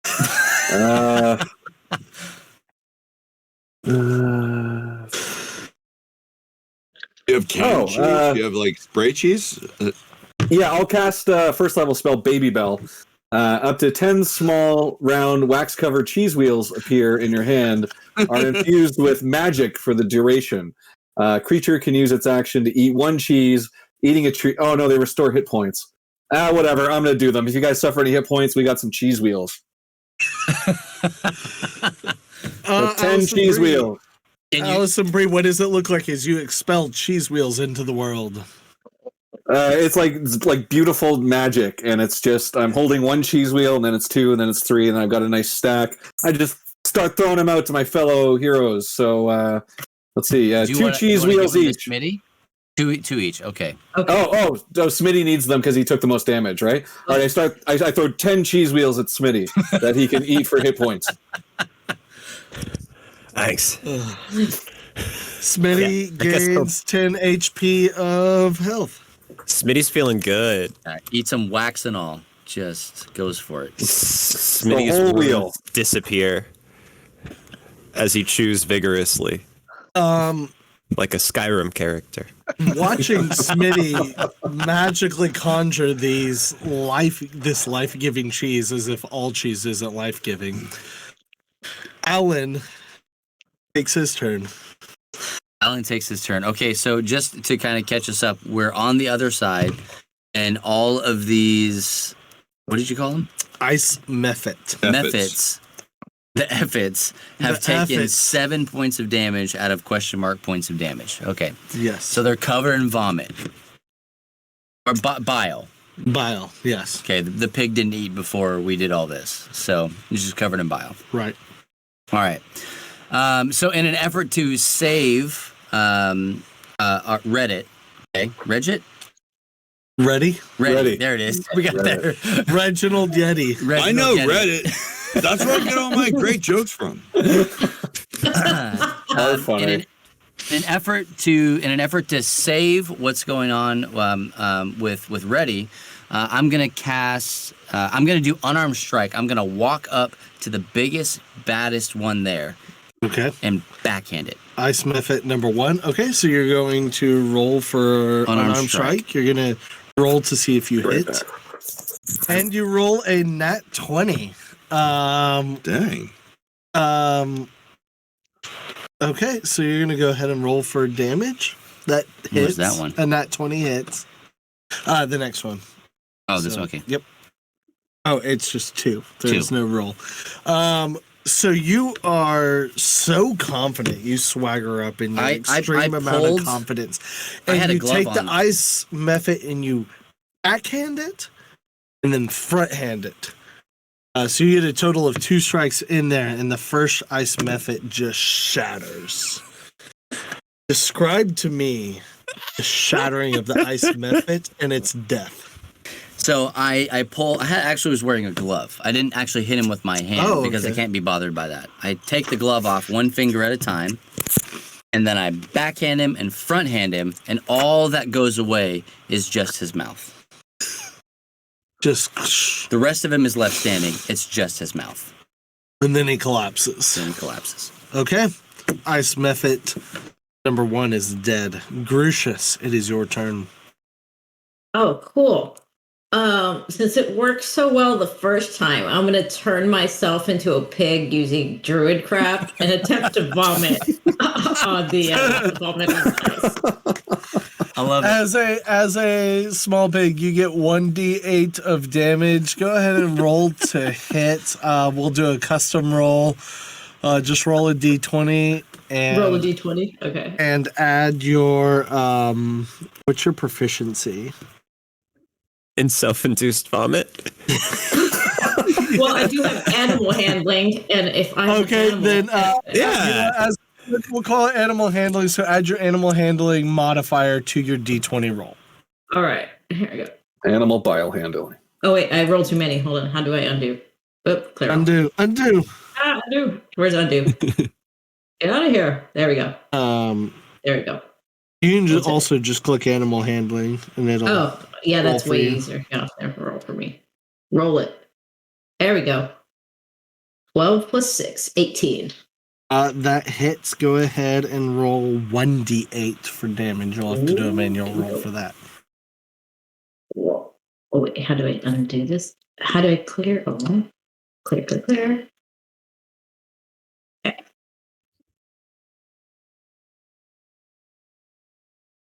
2 damage. Yes. 2 damage. Okay. You puke. Which ice method are you trying to hit? 2, 3, or 4? 1 is. I'll hit number 2. Okay. Ice method number 2 stumbles back and is just barely hanging in there by a thread. As you've watched him, he's covered in bile, just kind of steaming off of him, and he is not happy. Real quick, hard pause. Stephanie said that you guys just hit your goal. Oh Oh, my gosh. We did it. Woo! I did it. Game's over. Thanks, everyone. I'll see you later. Wrap it up. Good night. bye. Bye. Oh my gosh. Congratulations. Thank you, everybody, so much for helping the Vances hit that goal. We're not done yet. We're going to keep going.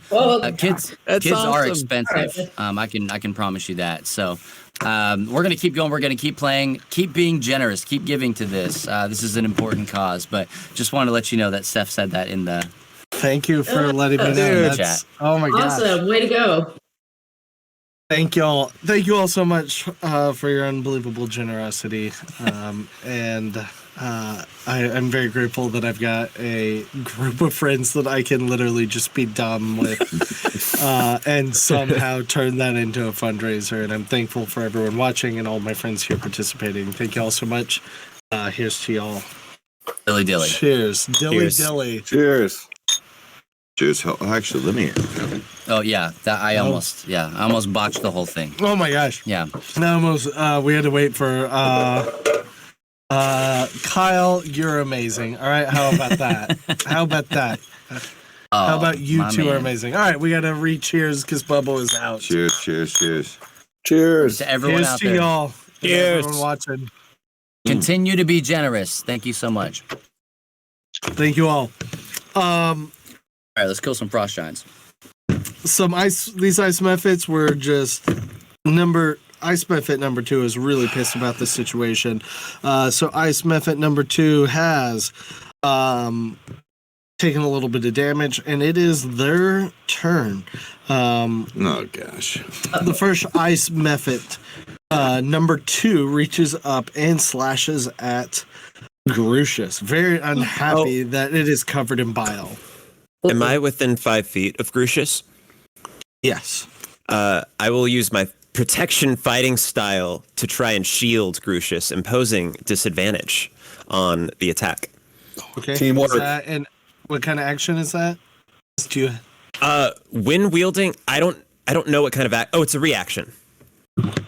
Okay. So then we will roll with disadvantage.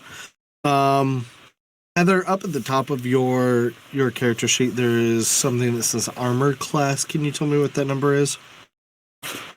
Just top middle. I can look it up if I need to. Armor class 9. Okay. So the ice method number 1.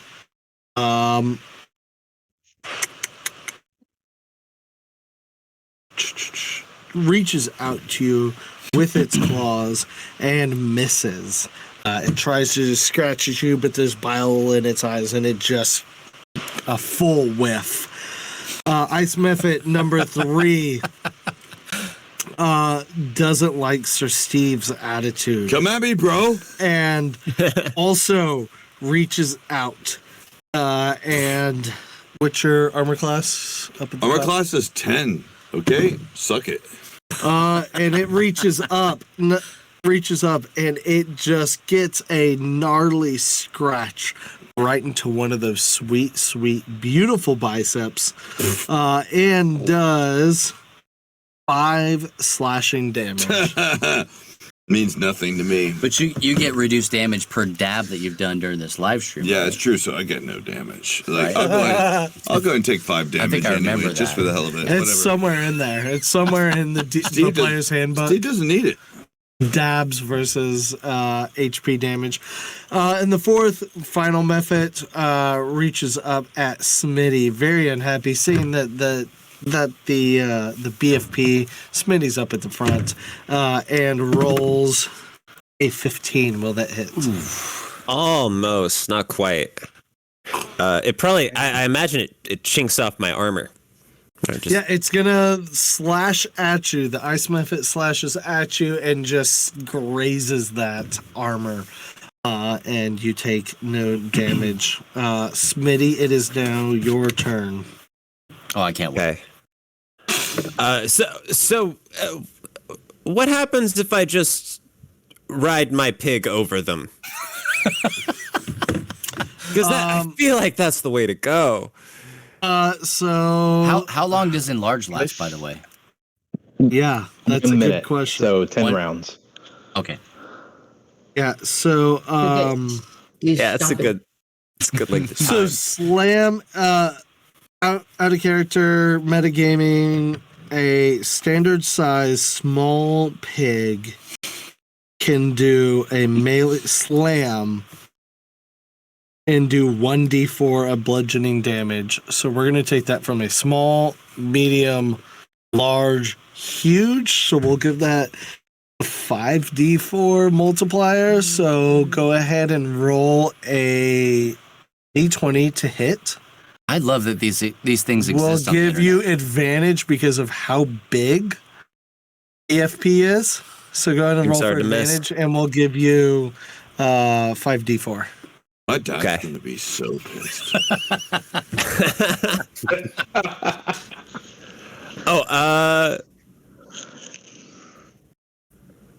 Okay, it's not a natural. I don't think it's a. No. Here, Yeah, let me that is a crit. natural 20. Yeah. Yeah. So he crit. So does that mean You it's crit a 2? You crit a 1? rolled with advantage, and then so I got a 16 and a 20. Maybe that's not it. Are you okay? So you got Oh, is it a yeah, nat I'm not 20 or seeing is it a Yeah, there's no modifier on it. okay? It says I got a 36 from the custom roll thing because I rolled 2d20s. Okay, so you I got would it. take the So one of 20 those as is a in- nat yeah. 20. So you go ahead and roll 5d4 damage. Okay.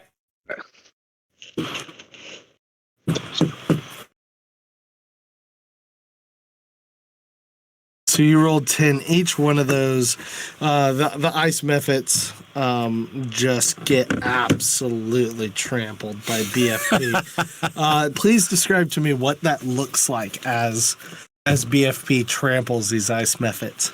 Gross. Smitty goes up to Big Pig's ear and he says, "Dance for me, boy. Dance for me." And then, Big Pig starts doing the trot. And then as the steam, rises up, the smell kind of gets him, and Smitty covers his face and he goes, "I'll do, Pig. I'll do." That'll do. What have I done? Go ahead. I'm for that joke because I love that joke. You get inspiration on your next turn, Smitty. I great feel way to do inspired. Yeah. You get inspiration on your next turn because that'll do, Pig.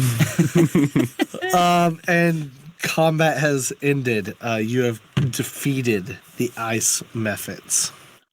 F it, Memphis. F it. And then Thanks, shortly Smitty. after, the pig shrinks back to its normal size. Yes. Everybody, so the entire party is on BFP and just kind of falls off. With the lone Smitty remains. Smitty being smaller is just kind of hanging out. Can we get rid of this freaking Yeti and get out of here? Because this is the worst day ever. Never should have taken this babysitting job. You just had to download Flappy Birds.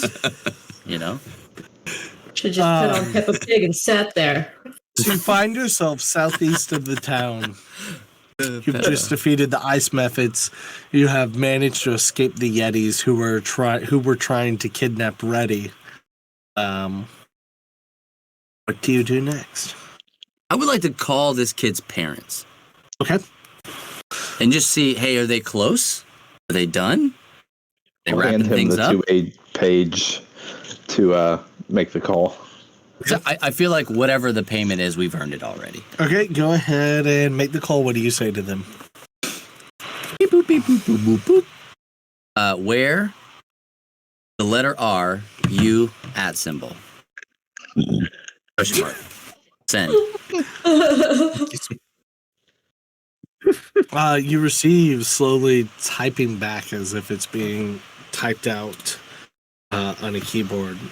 For the players, not the player characters, except for Sir Steve. He's the only one who knows what a keyboard is.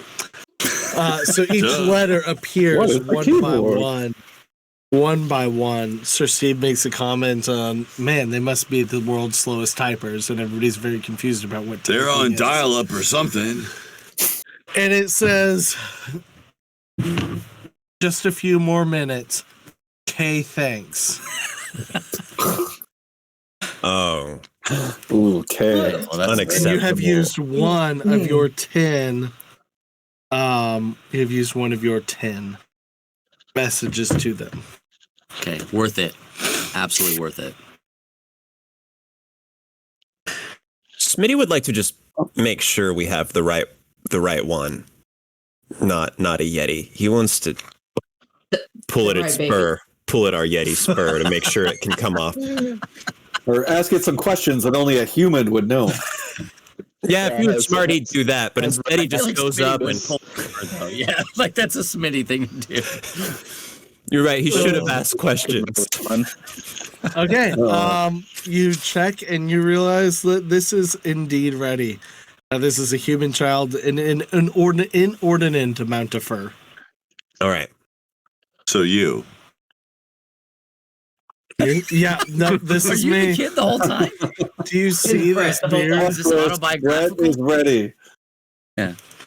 Welcome It's to my Breddy. childhood. It's Okay, Breddy. side note, it's Breddy. It's This Breddy. is where This this is issue Breddy. comes from. You Side gotta get note, ready some beard oil. because I've had enough apple juice, I started growing chest hair between 6th and 7th grade. It's a really weird time of my life. We did a youth group trip to the water park. I don't know what's going on. Too much chlorine. So anyways, I started blasting. So you have found yourself hanging out with Reddy, most assuredly this obnoxiously hairy child. He seems to be about the age of 10.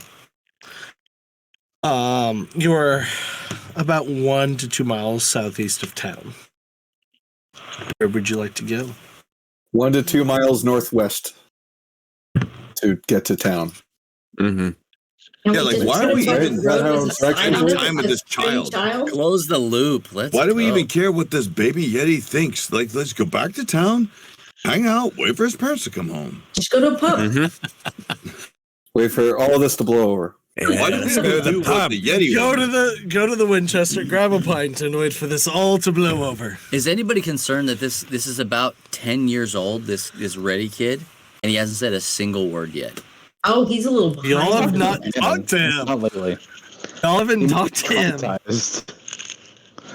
So does this happen often I've when been you're in this carrying a field? 10-year-old around like a toddler. Like, Yeah, he carried our chest and he's like huge. He's like No, 10-year-old. how big is he? His arms are sticking out. Like, 10-year-old, just huge. He's just like strapped to your chest, weighing 100 pounds. 10 I years caught him old. out of the air. I just picked him up. I didn't even ask. You're very strong. Yeah, we're doing great. We're doing 60, great. 70-pound kid. All right, I ask him a basic question to see if he can talk. I say, Reddy, what is your favorite kind of cheese? I quite preferred the Gruyere that you had before, but I quite disliked whatever you used to make the smelly cheese cloud. He's a human child, everybody. So to be fair, I did compliment him on being articulate at the very beginning of the campaign, but he hasn't said a single word since then. Oh, yeah. Right. Maybe he's just an Well, we introvert. double-checked now. He's an introvert. Maybe he's just Kids an have introvert. personalities. I'm learning He's things. just watching us. Finally, Bubba's had 4 kids and he's finally learning. They're humans. He could have jumped in the fight and helped us. Any time now, throwing a rock, something. Come on, kid. You're like 10. He's been throw a rock. strapped to a wheelie His one throwing cheese rocks. or in a baby Bjorn carrier. He has been otherwise indisposed. Here's the thing, like, this is his favorite field to play in. Nothing is new to him.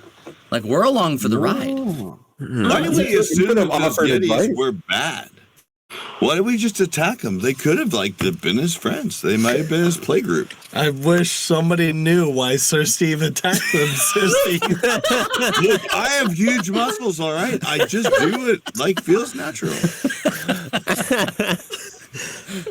Are y'all heading back towards? Yes. Yes. Going home.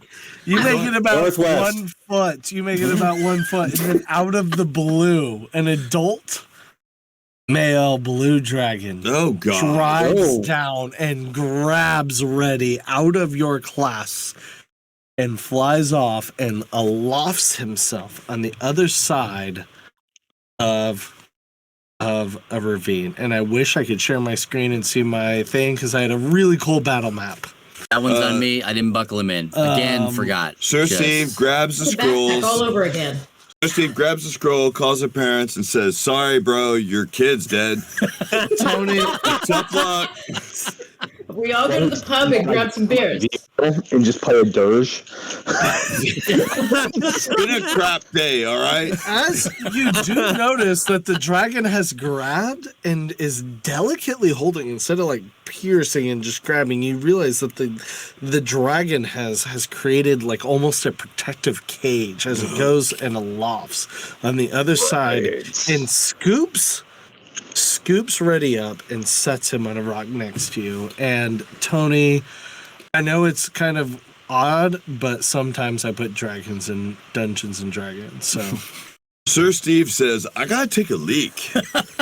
and scurries off into the so forest again. probably now is probably a good time for a quick break because I also got to take a quick break.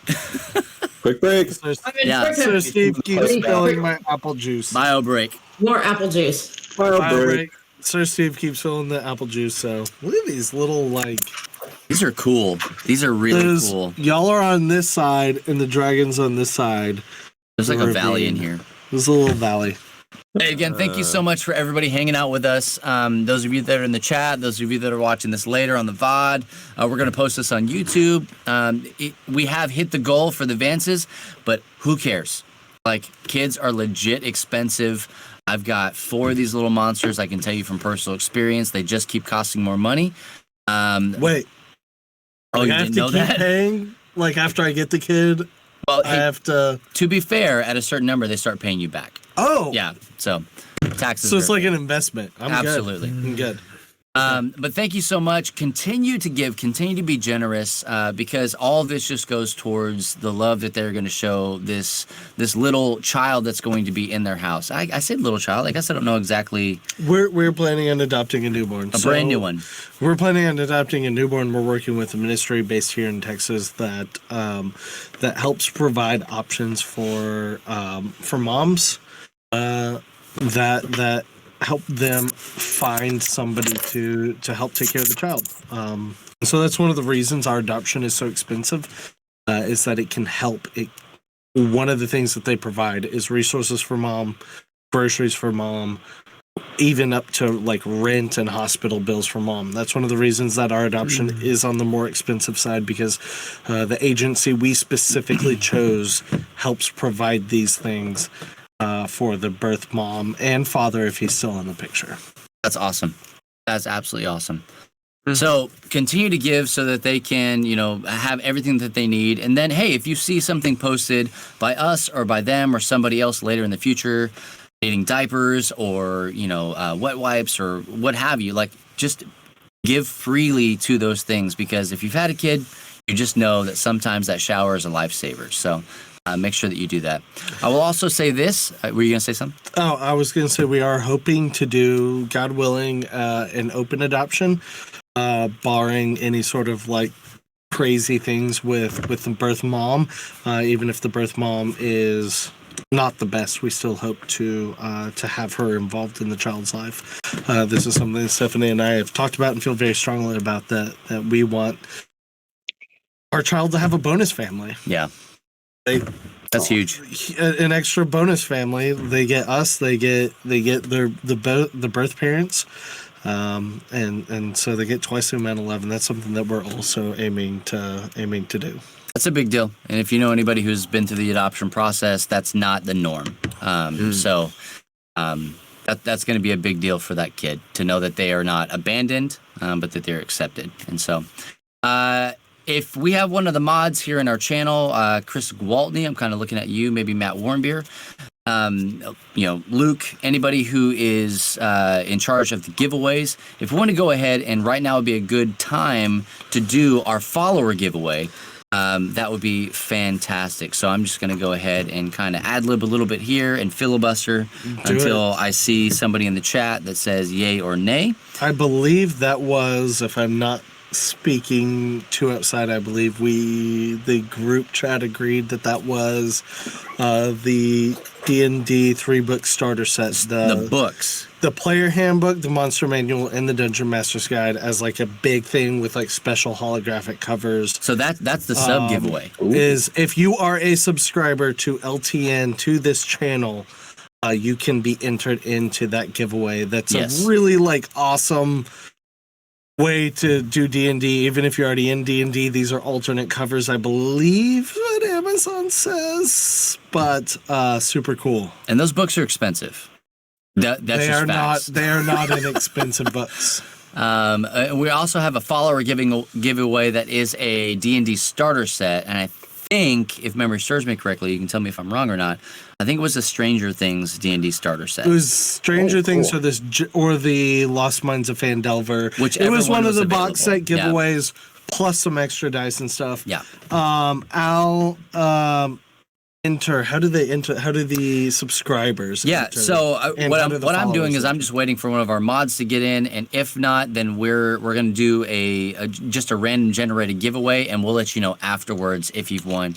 This is not a need to be present to win kind of a deal, because we're not trying to capture your views kind of a deal. We just want to make sure that you guys are here and you're watching the stream so that you can give towards Brett and Stephanie Vance and their adoption process. So if you're a follower, we're going to go ahead and enter you into that giveaway.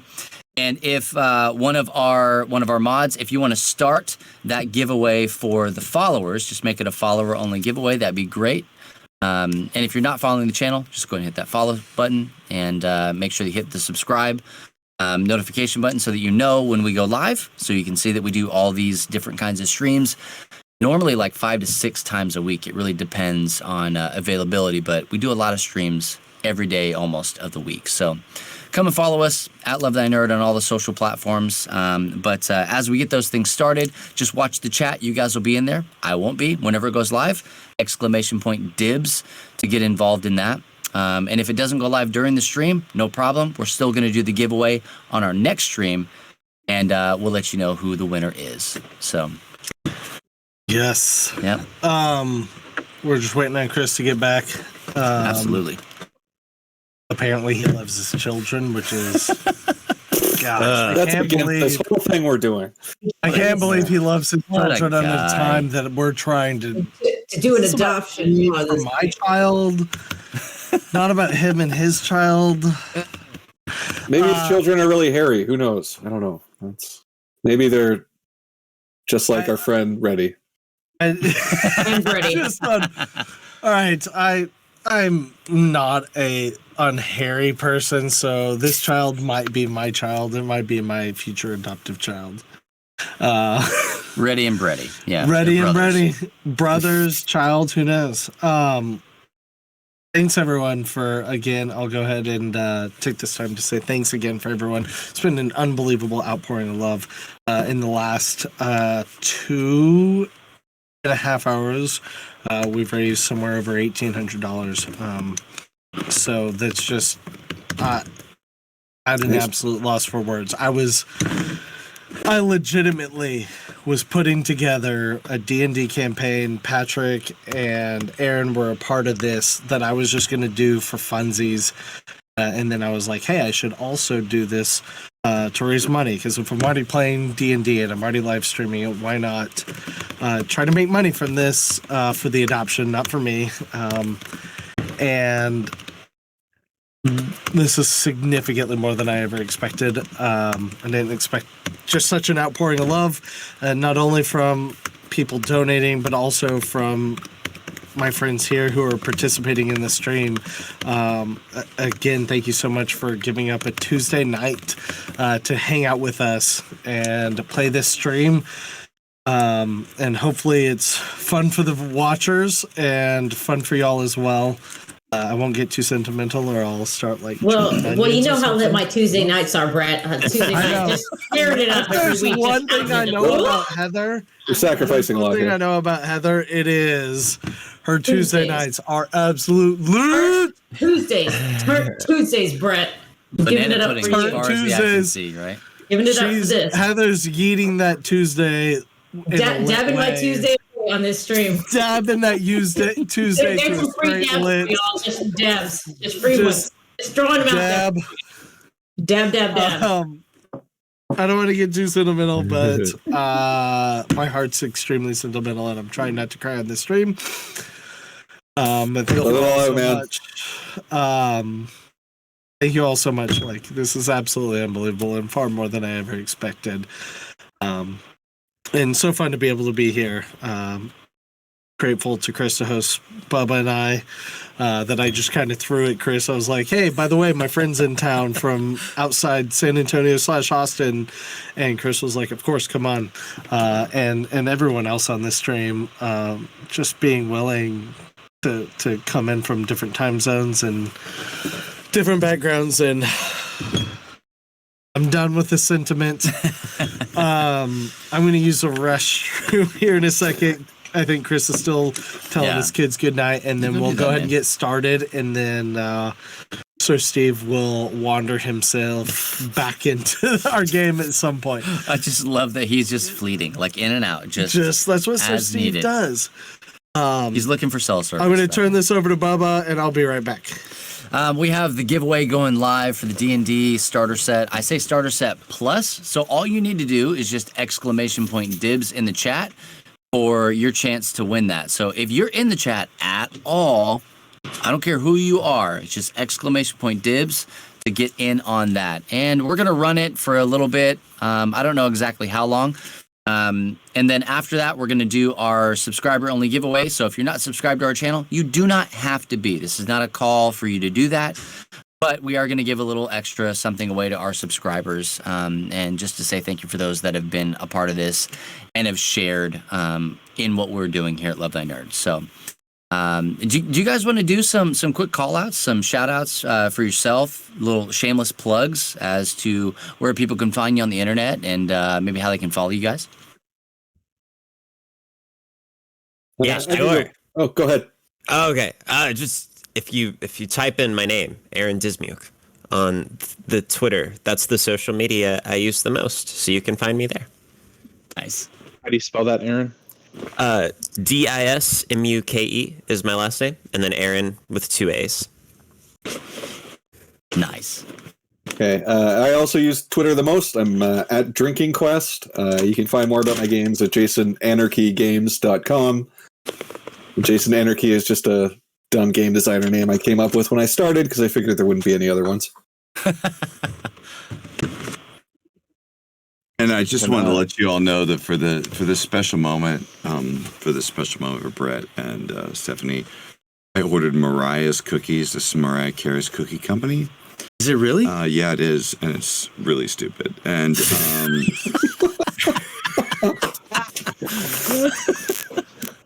really dumb, and that's why I did it. Because this is a special moment for all of us. And if you've had enough apple juice, even Mariah Carey's cookies are good. So let's try them out.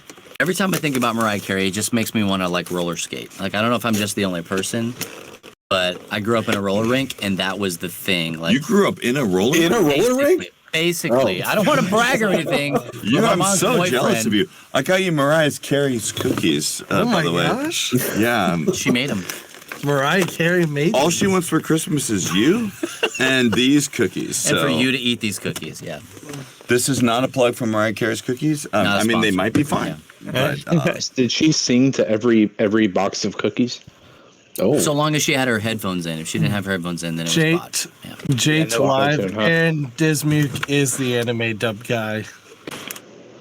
Give a shout out to Jate Live just commented and asked if Aaron Dismuke is the anime dub guy. So go ahead and give a shout out because that is Honestly, the anime dub guy. if you I'm guys the want only to do, one. like a reintroduce, that would be fantastic because we've Yeah, had a I lot of guess. people that have come in late. Yeah, we've had a lot. We've had some turnover in the audience. So I guess let's go ahead and reintroduce, and then we'll get started back in the final leg of our journey. So yeah, Aaron, you start. My 'cause name, you my, were name called is, out. my name is Brett Vance, and my wife and I, Stephanie, have been trying to have a baby. I mean, that's why we're adopting. So It's really hard for me not to say Brett Vance of Vance Refrigeration, and I say that to everybody every time I introduce Brett to somebody. And if you don't watch The Office, how dare you? Ginger snap. Yeah. Advanced refrigeration, eating a ginger snap cookie. Aaron, you go next. Wait, how are the cookies? I have to know. Yeah, do they taste like Mariah sounds? Be Yeah. more specific with Awesome. your question. these cookies taste Yeah. 8 octaves good. That's Ooh. I mean, if it played music when you open it, that'd be better. So you'd be like, oh, I mean, on a Any scale of 1 to shot? 10, it's about Ah, Do you know we Sweet, make these sweet cookies taste? But cookie. if we lit them on fire, that'd be a good If idea. Well, someone yeah, had just- some Literally. Everclear and we tried to light them on fire, I'm gonna be. I'm just down the street. I'll be right over, guys. I've got that same bottle I almost burned my house down with. I'll just be right down not the far block. from us, Yeah, like 5 minutes from us. just be right down there.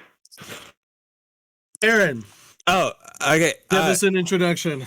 Hi. Heather, are you smoking a vape over there? What is that? I've got this umbrella thing for my apple juice. That's great. Oh, snap. Okay, cool. That really sets the mood. I need some little umbrellas for drinks. Okay. Makes it better. Sir Steve would Does. like to message their parents and intimidate them into coming home. I think we should just get right back into the game. Too meta. We'll do quick introductions. Who you are. You don't have to reintroduce your character. Okay. Just who you are, so we can. Because we've had a lot of turnover in the commenters, so just want to. Okay. I'm Aaron Dismuke. I'm a friend of Brett's, and I also do a lot of anime dub acting in shows like Full Metal Alchemist, My Hero Academia, and Dr. Stone. Woo! Jason, you are next. I'm a tabletop game designer, so I make funny games like the Drinking Quest series, Hack a Tiny Card Game, Your Friend is Sad, Millennial Manatees, Pretending to Grown Up, and others. And each one of the games he just mentioned are also available in our raffle. Yes, So every giving those away. $10 increment that you donate will put you into the raffle. Patrick. Listen, I'm Patrick, Brett's business partner and long-term friend at This Little Bean of Mine. We make good coffee for people that love coffee or are interested in getting to enjoy coffee. And happy to be along on this this journey with Brett. I've ordered some. It's awesome. It's dang good. Jason was so excited to order some. He ordered delivery to Canada, which was not cheap. Sorry for you guys. Yeah. We're used to it when we order stuff. That's just how it is here. Can't carry your maple syrup publicly, and you high delivery fees. Gosh. Unless it's shotgun maple syrup, then you're screwed. I'm the life of the party at breakfast, though. Yeah. We also have some coffee available for giveaways in the raffle. Heather. Hi, I'm Heather. I really love Brett and Stephanie. That's why I'm here on the stream. Love you too. I'm also really careless about fire safety, and I work with Brett at Brett's Vance Refrigeration. Yeah. Or Joking Hazard. Who is Whatever. donating awesome gifts, also available in a raffle. Bubba. Yeah, I'm Bubba Stallcup, one of the co-founders here at Love Thy Nerd, the channel that you are on. Thank you so much for joining us. And we have a giveaway going on right now. ! Dibs in the chat so that you can win a D&D starter set plus, whatever that means. That means Player Handbook, Monster Manual, DM's Guide, and a box set with like a DM screen. Gorgeous set. All of it. Why not? All of it's in there. And then lastly, we have Hi, my name Chris. is Christopher Sabat. I'm a voice actor from anime. I was on Dragon Ball and on My Hero Academia. I'm also the creator and creative director for Critical Role. We're a D&D series. We stream live every Thursday, and This stream is coming down. I don't know how I came up with the idea because honestly, I don't even know what I'm doing. So, but hey, you guys like Critical Role, so I'm glad you guys like my stuff. So cool, good job, guys. Yeah, so when I was trying to put this stream together, I just thought to myself, a group of anime voice actors playing D&D has never been done before. So I just thought, like, Yeah, I would was work like, with Chris and we would put this together. Little did you know he was the creator of Critical Role. Yeah, well, I was like, well, our stuff's doing fine. You guys, like, I could probably lend some assistance. You people love me on that series. Like, they tune in every week to hear what I have to do. I like roll dice and critical arcana and stuff like that. So, is what I do mostly. So, We just had this weird guy drop in the chat named Rico Fajardo asking if some of these people do anime. I don't know. So if Rico Fajardo is asking if these people do anime, I don't know. my question back to Rico would be: are you wearing a shirt right now?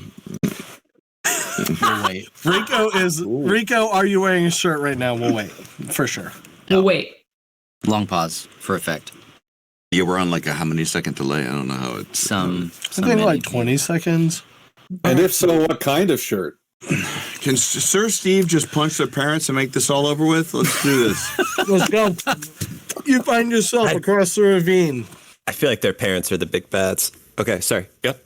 Oh, You find yourself across the ravine. Rico says that it's a long sleeve because of mosquitoes. So just in case anybody was wondering how that was going to resolve itself. Long sleeve, Rico. Very DP, responsible. sure. So responsible. No Just doubt. it's just the sleeves and then like a little string ties together. It's only the sleeves. It's just a sleeve shirt and nothing else. It's For just, those of you in the chats yeah. not clued in, I night, apologize. Sarah. Rico Fajardo is the voice actor for Mirio Togata in My Hero Academia. So there's a lot of inside joking going on, instigated by me. So I apologize. Our group of explorers finds themselves thrust into childcare, of course, as all adventurers end up in at some point in their careers taking care of a child. On one side of a ravine, on this side of the ravine, we have a dragon, and on this side of the ravine, we have our crew, our party. Okay, so just to catch up on things, the dragon snatched the baby out of my baby Bjorn carrier and took him away and put a protective bubble around him. That's And the where we are. baby's also 10 years old. He like He said collected the him, baby so he is 10 years old, collected yeah. he collected our child ready, our ETI, and collected him, and seemed to be taking great care. I feel like it's more likely that he would have picked up Dan. Alan, me? Alan? I forgot. Alan This also. is me. In a fit of rage, because you got to remember, I plucked him out of the air after kicking the cheese wheel around, and he fell in, and then I just ran away. So I did not Yeah, I think buckle him Dragon in. would have That just one's picked on up me. Alan. That one's on me. So wait, what? Our Yeti got a UTI? What's happening? It happens. It's yeah. Yes.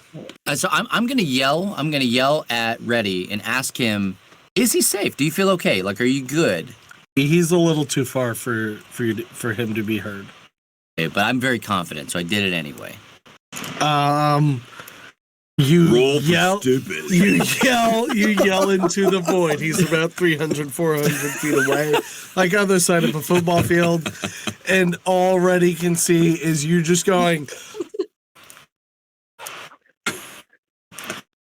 And then I'll take my next turn waiting to hear him respond to me.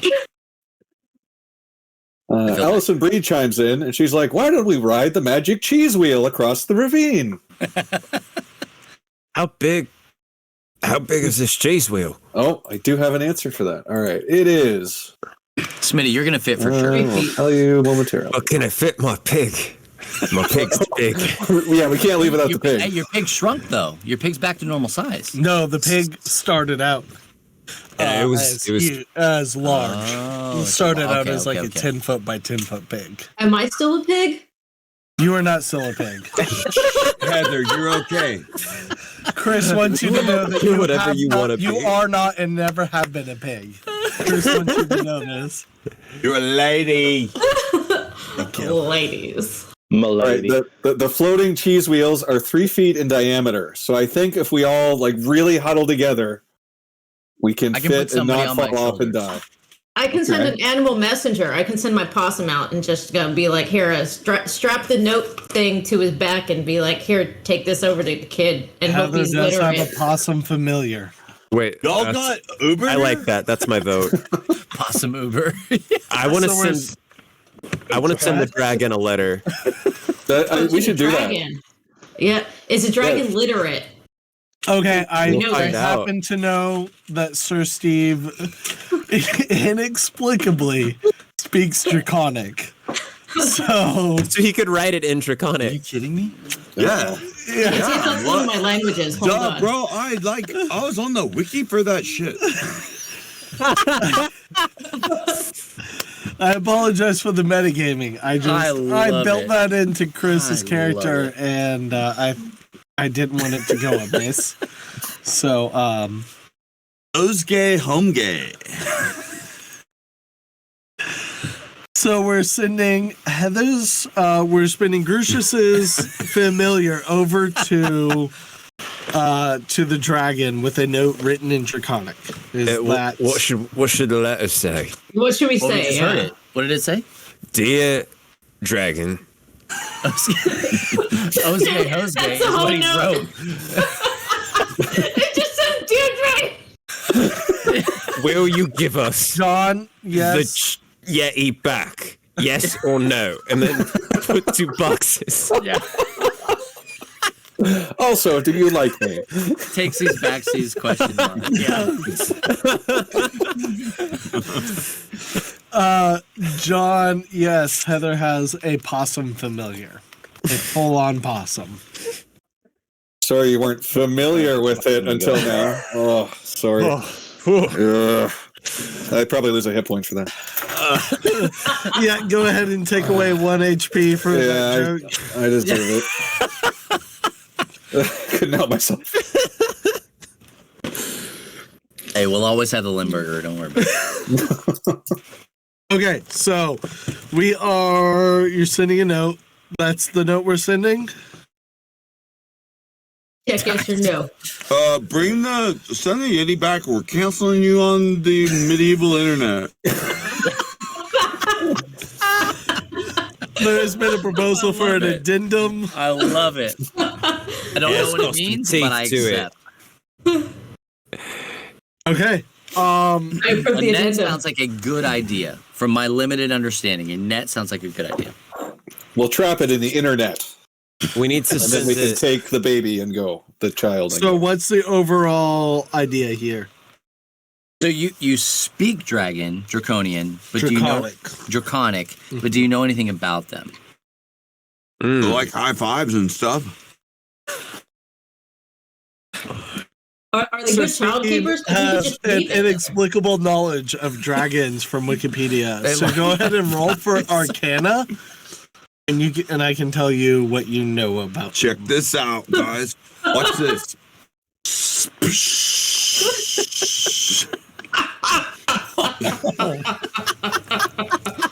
You had a negative. Oh no. This is so good. Did I win? 7's real lucky, right? You rolled a 10 minus 3. I love it. So the dragon, it's so good. Dragons like shiny things, right? Steve looks at the group with extreme confidence and declares, Yo, like, dragons are awesome, guys. Listen to me. Well, if he's the only one that knows how to speak dragon, he's got to write the note. He's got to write the note in his own words because he's the only one who can do it. I don't speak it. Yeah, he hasn't failed us yet, right? Like the dragon probably doesn't speak cheese, so I can't do it. Yeah. So with it, We with could his send the seven, cheese with the note. Oh, as like good faith. Yeah. Oh, okay. Allison Brie wraps up in like it's like a nice little gift basket now. And there's like a variety of right there. Yeah. I like it. Yeah, there's like a whole bunch of nice cheeses from all around Dungeons and Dragons land. From the Sword Coast to the 10 Towns to Where the other areas. From the Underdark, all the best cheeses. D&D canon. Dear Yes. Puss, like It is now, you like yeah. cheese? We got that. Yeah, that's nice. Wait, Smitty would also like to gather some local flowers and sort of do an arrangement with the You cheese should roll for in the nature. basket. Actually, yeah, go ahead and roll for nature. See if you actually can pick flowers. Oh, that's a thing. jackass. That's a Yeah, thing. are we in snowing mountains though? Are there going to be a lot of flowers around here? That's why we're rolling. Gotcha. Should I do survival, He'll find some.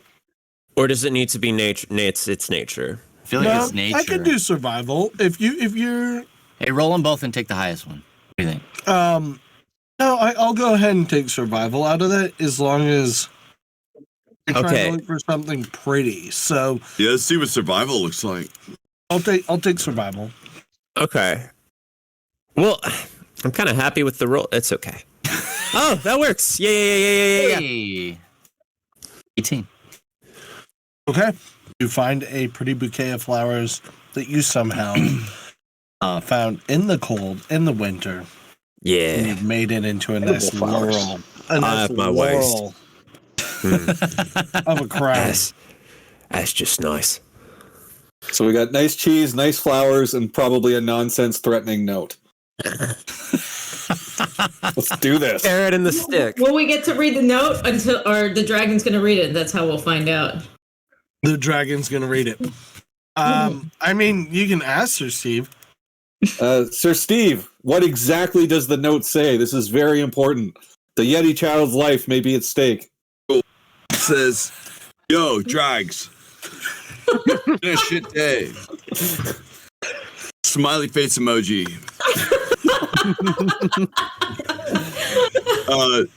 Have some cheese in these dumbass flowers and give us our thing back. It's better than we could have hoped. And then it just says send at the bottom. Like that's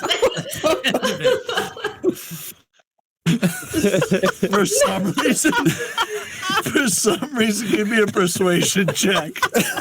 All right. For some reason. Oh, send man. it. We'll send, yeah. Persuasion. Where the hell's that? Okay, boom. Blam, 13 plus 5. Wow. Whoa. Huh. You're a 18. persuasive dude. Yeah, He's So only good got looks. charisma. that's all I have. You have charisma and strength. Your That's muscles, it. your muscles are show muscles, but your charisma is like active charisma. I also have intimidation. I can also say, or I'll kick you in the Dragon Balls. Oh, you should add that to the note Hey. before we send it. Everybody takes 1 HP of damage. Everyone takes 1 HP of damage. I She whiz. Remain. That's too good. Oh man. I'd take 2 hit points for that one. Yeah. I heard nothing about this damage. But that letter's going with inspiration. So you can roll a you can roll what's bardic or not bardic inspiration, just general DM inspiration. inspiration. Just Oh, I have no advantage. idea. Intimidation. Go ahead and roll another charisma check. So Oh, you yeah, originally yeah. rolled 18, so go ahead and roll again. I'll give it, because of the joke, everybody loses 1 HP of damage. Hey, is- I rolled a And- sweet ass 5. so, well, No, but plus it's 5. it's inspiration, so Okay. you're taking the best of the two. Okay. So the joke was bad and incredible all at the same time. So you lose life, you get inspiration. Okay, cool. You're sending it with 18 charisma. this massive floating cheese wheel bearing a note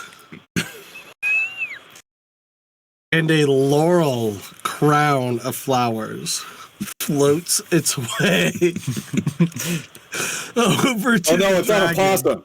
It's not on the floating cheese wheel. It's on the possum familiar. Yeah. But the possum's on the cheese wheel, right? Because that was. Oh, we could do that. We could do that. Which would be I thought faster. that's what we were Oh, doing. wait, my cheese wheel can only go 100 feet away. I messed up. So the possum is actually a much better idea. Did we launch the Okay, possum?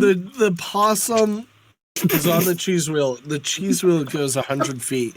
The possum jumps off and scampers towards the dragon, and then the dragon just breathes out. I'm just kidding. The possum scampers its way all the way up to the dragon, and the dragon in Draconic. And Sir Steve is the only one who can understand, says, "Ready. You said ready. Take that note." You said take that note. So Ready scampers over. He grabs the note, hands the dragon. In his cage? He's in a cage. He put him in a shield. He's in a shield cage. No, he was just set. He's That's yeah, why he's it's right here. The dragon's talons were like a cage. shield. yeah, he's Okay. scooped up in like a cage of talons. Like it wasn't like he was Gently. just trying to grab Okay. him. He gently scooped him up in a way that looked like he was protecting him. Like this. Gentle. And so the possum scampers up to the dragon. And Reddy climbs down and goes, and he says, "Reddy, give me that note." And he takes the note. He's reading the note, dragon- guys. The dragon. He understands Draconic. No. Literate dragon. He's Reddy opens the note and holds it up to the dragon.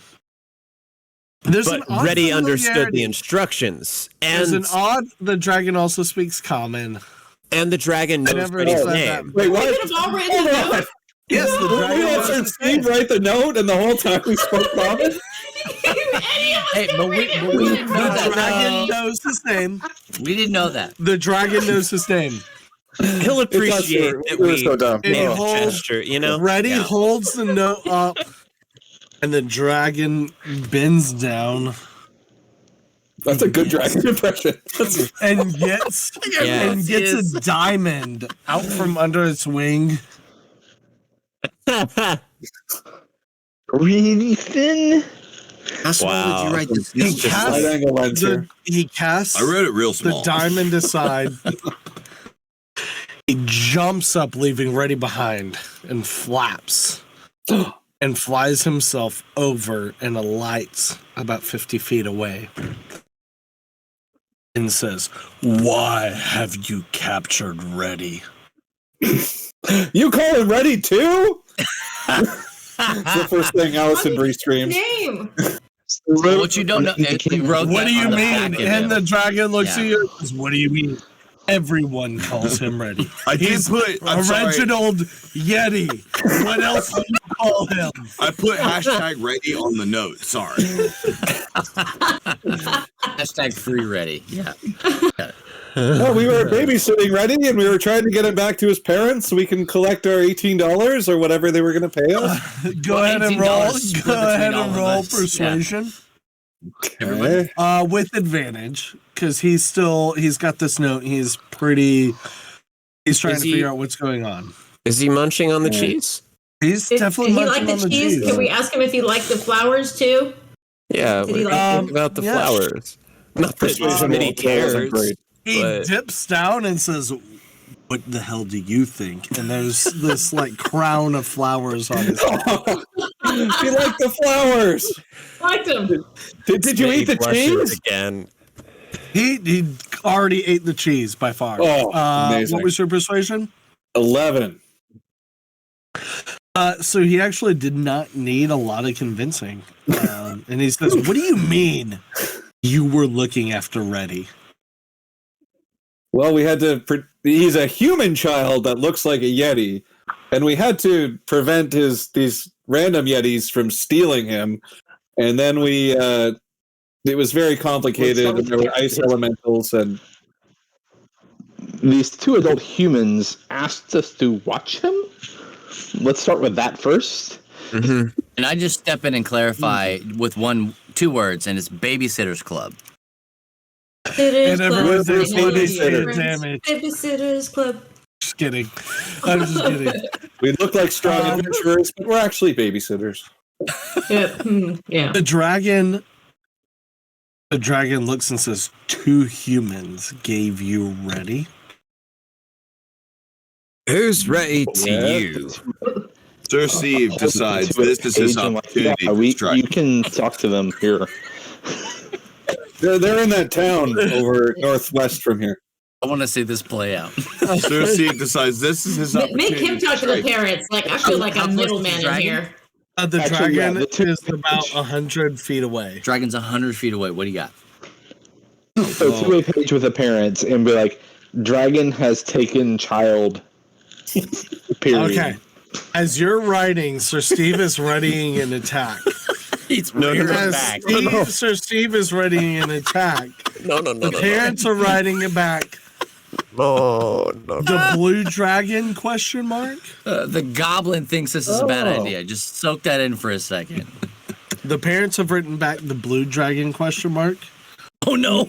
So they know this dragon. Isn't the first time. What Sir Steve is doing? Do what? Do I notice what Sir Steve is doing? Yes. But it's too late. It might be too late. Wait, Allison 3 chimes in.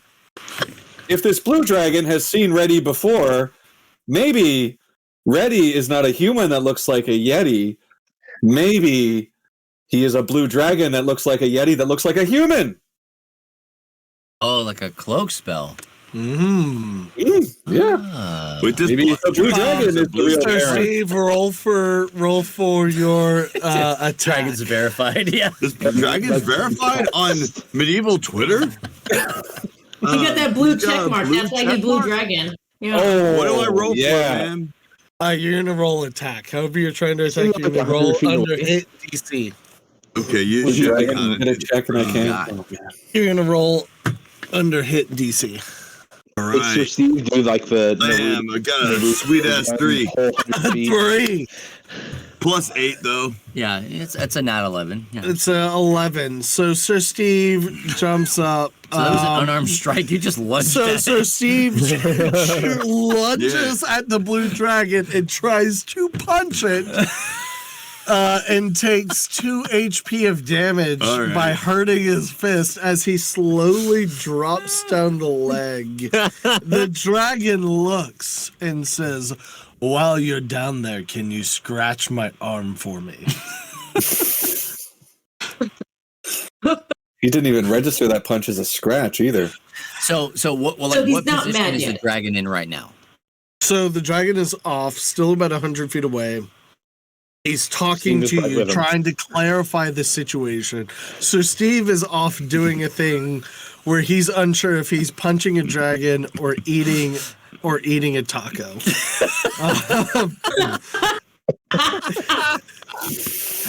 We've all been there. Yeah. We've all been there. I don't know. I'm Absolutely. hangry. Am I We've been eating? there. Am I eating a taco or am I punching a dragon? Who hasn't been there? Guy is down there trying to furiously write to the parents, trying to figure out who this guy dragon. was. Yes, it was a blue dragon.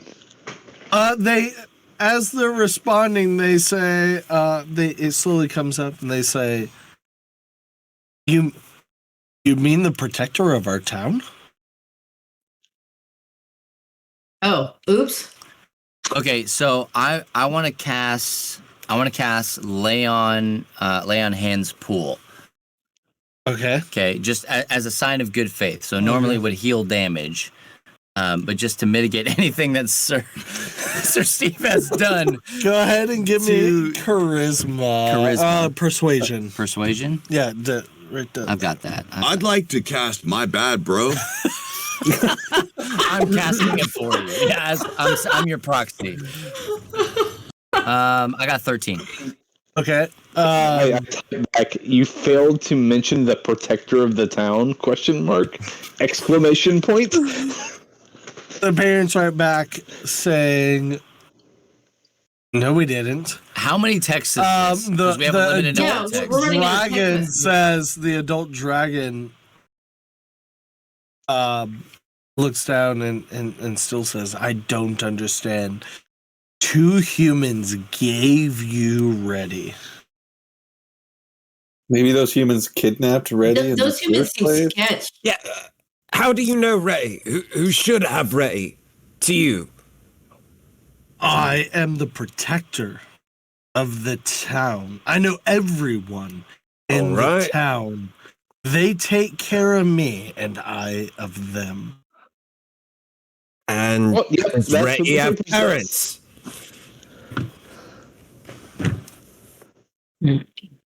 So we all collectively yell at the dragon. We're trying to earn $18. I just want fair enough. my share of The $18. dragon says, "Let me get this straight." Go ahead and actually roll for persuasion. Roll for persuasion. Oh, you have negative. Oh, a nat 20. A nat 20. He says, 25. Oh, you should have said so. Beautiful. he says, "You're trying to take care of Reddy and my town? You were put in charge by his parents?" It seems But it's pretty like- irresponsible now that you think of it that way, yeah? Word it that way. But yeah. since it was a nat 20, it was a realization, not a If you- question. If this is genuinely true, and I can confirm it with Reddy's parents, then you may help yourself to my hoard. Anything of which you can carry. Is it more than $18? Is the net worth more than $18? I mostly collect Beanie Babies, but there's some money in there as well. Oh, yeah, that costs more to sell them. Support in there? Yes. And then So it's the dragon potentially more turns than to Sir $18. Steve and says, "Sir Steve, I am aware of the plight that you have been subjected to. Amongst my treasure, you shall find a laptop. It appears as junk. Everyone else in the party, but to you, you know what it is. And with that laptop, you can right your wrong. Smitty, there is a spell of permanent enlargement for Big Pig. Yeah. Grucius, there are all the mushrooms you could desire. Yes. Alan, I have many small things for which you might care. Guy, I have so much that you might desire. I have the number for Child Protective Services. And These parents that would entrust their child to us rather than the city's protector. And Allison, I have a massive pile of cheese. To Guy, I say to you, the trials these parents have been through, you do not know. I do not fault them for their erroneous, abundantly foolish desire to place you in charge of Reddy. But nevertheless, as a protector of this town, my gratitude is extended every one of you. Did I send a message to their parents? Yes. Dear parents, Dragon says we're cool. Leaving son with Dragon. Gotta go. Dragon got this. Is that the crew? Is that what everybody else is doing? Also, Dragons got this. We left the sun with the dragon. We're bringing the dragon back to the parents. I don't care. The dragon is way more Bucks will responsible make than we are. bucks. Am I right or am I right? You know? This is a scroll worth now that we've used about half. Oh yeah. It was worth 100. Now it's worth about 50. But Can we leave it with the dragon? There are a lot more. He's already got a hoard, fancier though. items. There are fancier items for each and every one of you. There's probably more Inside of skulls the on there dragon's too. hoard. It's Yeah, a dragon's hoard. Yeah. Hey, we're taking it all. We've got a permanent enlargement for the pig. Like we're Yeah, taking right, everything. strap it to the pig. Strap it to Strap the it all to pig. the Dragon Let's didn't go. realize Put what it in it the had baby offered. Bjorn. It can hold a 10-year-old. Strap it to Yeah. the pig, and we're outie.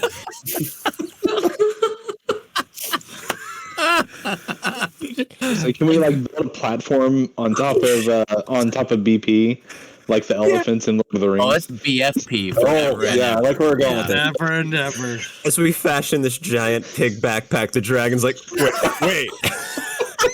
I meant As you ready. I was when I The said blue help yourself. dragon. The blue dragon coasts down and scoops the entire party up and takes him to his hoard and says, "Whatever you may carry, you may have."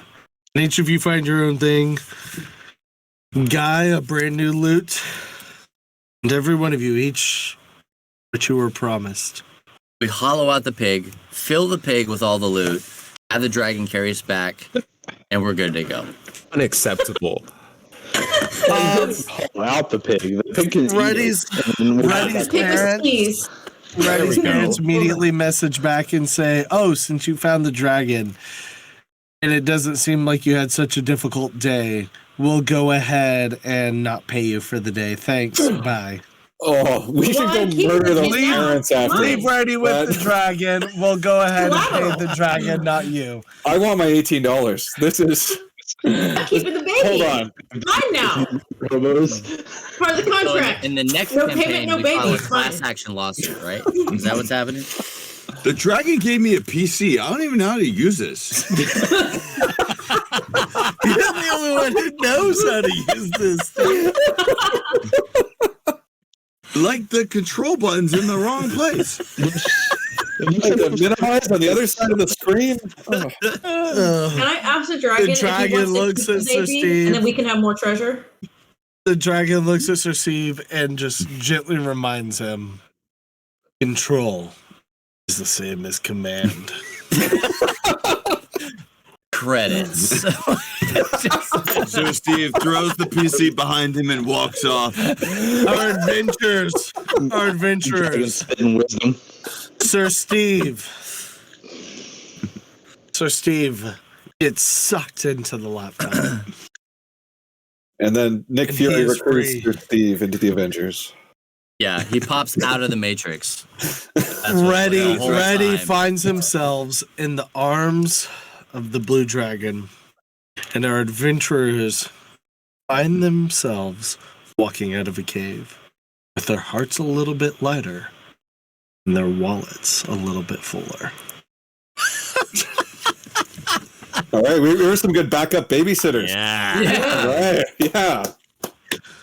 Shut up, Mom. You can't tell me what to do.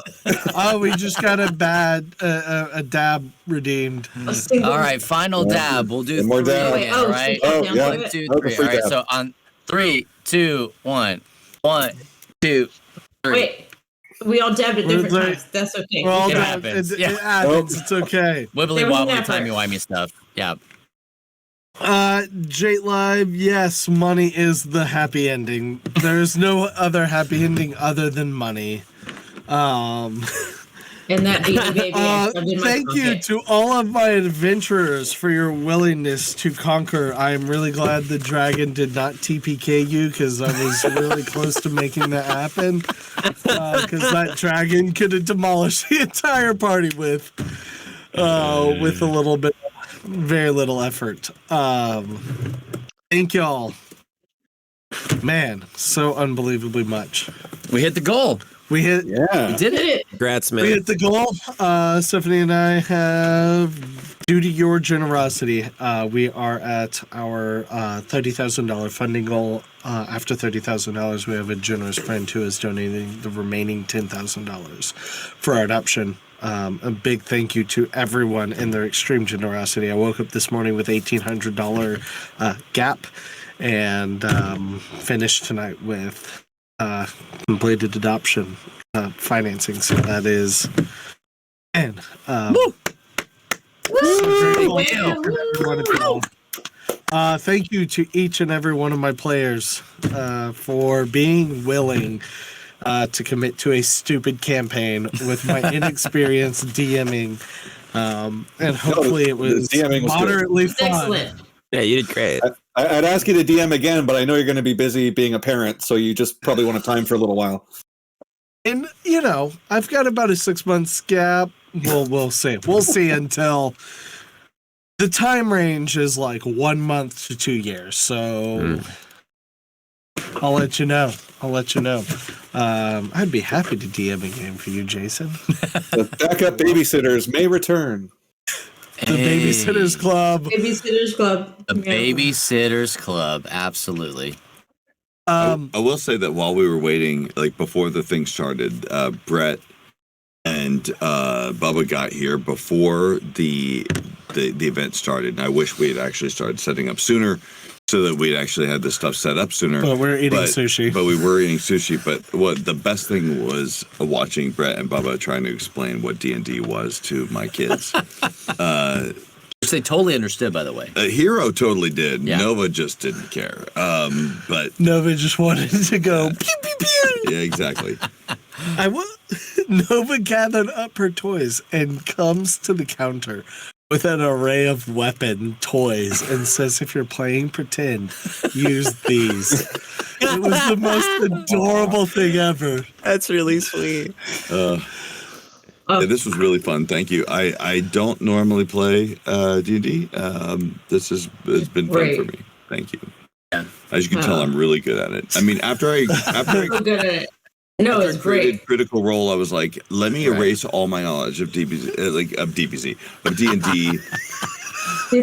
and Whatever you need. Yeah, clear up the space. That was some good collaborative storytelling. Everybody played their part, and it ended well. That was fun. Oh, That was really fun. somehow I am actually genuinely. I was totally ready to TPK the entire party. Like had Would've been good things too. turned that way, but somehow y'all righted the ship. I was totally ready to be like, you know what? If this ends in a total party kill, then it ends in a total party kill, and somehow y'all did not do that. Next time, I promise. Absolutely. We'll make it work. We'll make it happen. Yeah, I outwitted you this time. But next the time. last time. One more big shout out to each and every one of our sponsors. I'm gonna run through the list of things again, other than just the names. Huge thank you to Joking Hazard, and gracious contributions there for the gifts to Jason Anarchy. Joking Hazard, Jason Anarchy, thank you. Galactic Productions, we are sending out a whole bunch of signed prints. Thank you to Lar for his beautiful canvas. I'm jealous I don't get to keep this Snoopy as Hellboy on a canvas. I'm very jealous I don't get to keep this. My company, UBIQUITY Beards, we're just sending out some beard oil. This little bean of mine sending out some incredible coffee, +1, and Tony Vicenda from +1 sending out Beards and Beyond. 2 copies, that's 2 physical copies, and with your physical copies, you also get digital copies. To Foam Brain Games for a whole bunch of D&D dice. Love Thy Nerd for some D&D like fun stuff, some last minute ads. Huge thank you to Chris for being willing to offer up some outgoing voicemail or whatever message you want recorded to our 3 largest donors, and also to Eric Badger for 3 custom wands. So far, Chris and Heather get those, and whoever donated from that point, I believe that was like $8.45 or so. Anyone who donated $100 or more after that gets a custom wand from Eric Badger. Man, thank you all so much for joining us. Thank you for everyone for giving shout outs in social media and posting. Thank you. Huge thank you to Love Thy Nerd. Our pleasure. And Bubba for Absolutely. hosting this and allowing me to hijack their audience and their channel. I genuinely, from the bottom of my wife and I's heart, thank you all for your kindness and your generosity. Man, I'm so glad that you guys could join us here on the channel. And before we get out of here, I want to give you guys an extra opportunity to hit !dibs in the chat. And before we get out of here, we're going to close. We're going to do a live giveaway here on stream. Thank you again to everybody who was a part of this game. That was a blast. This was a good first one to do. It's going to be hard to follow up. Maybe I'll just never play D&D again. Who knows? I don't know.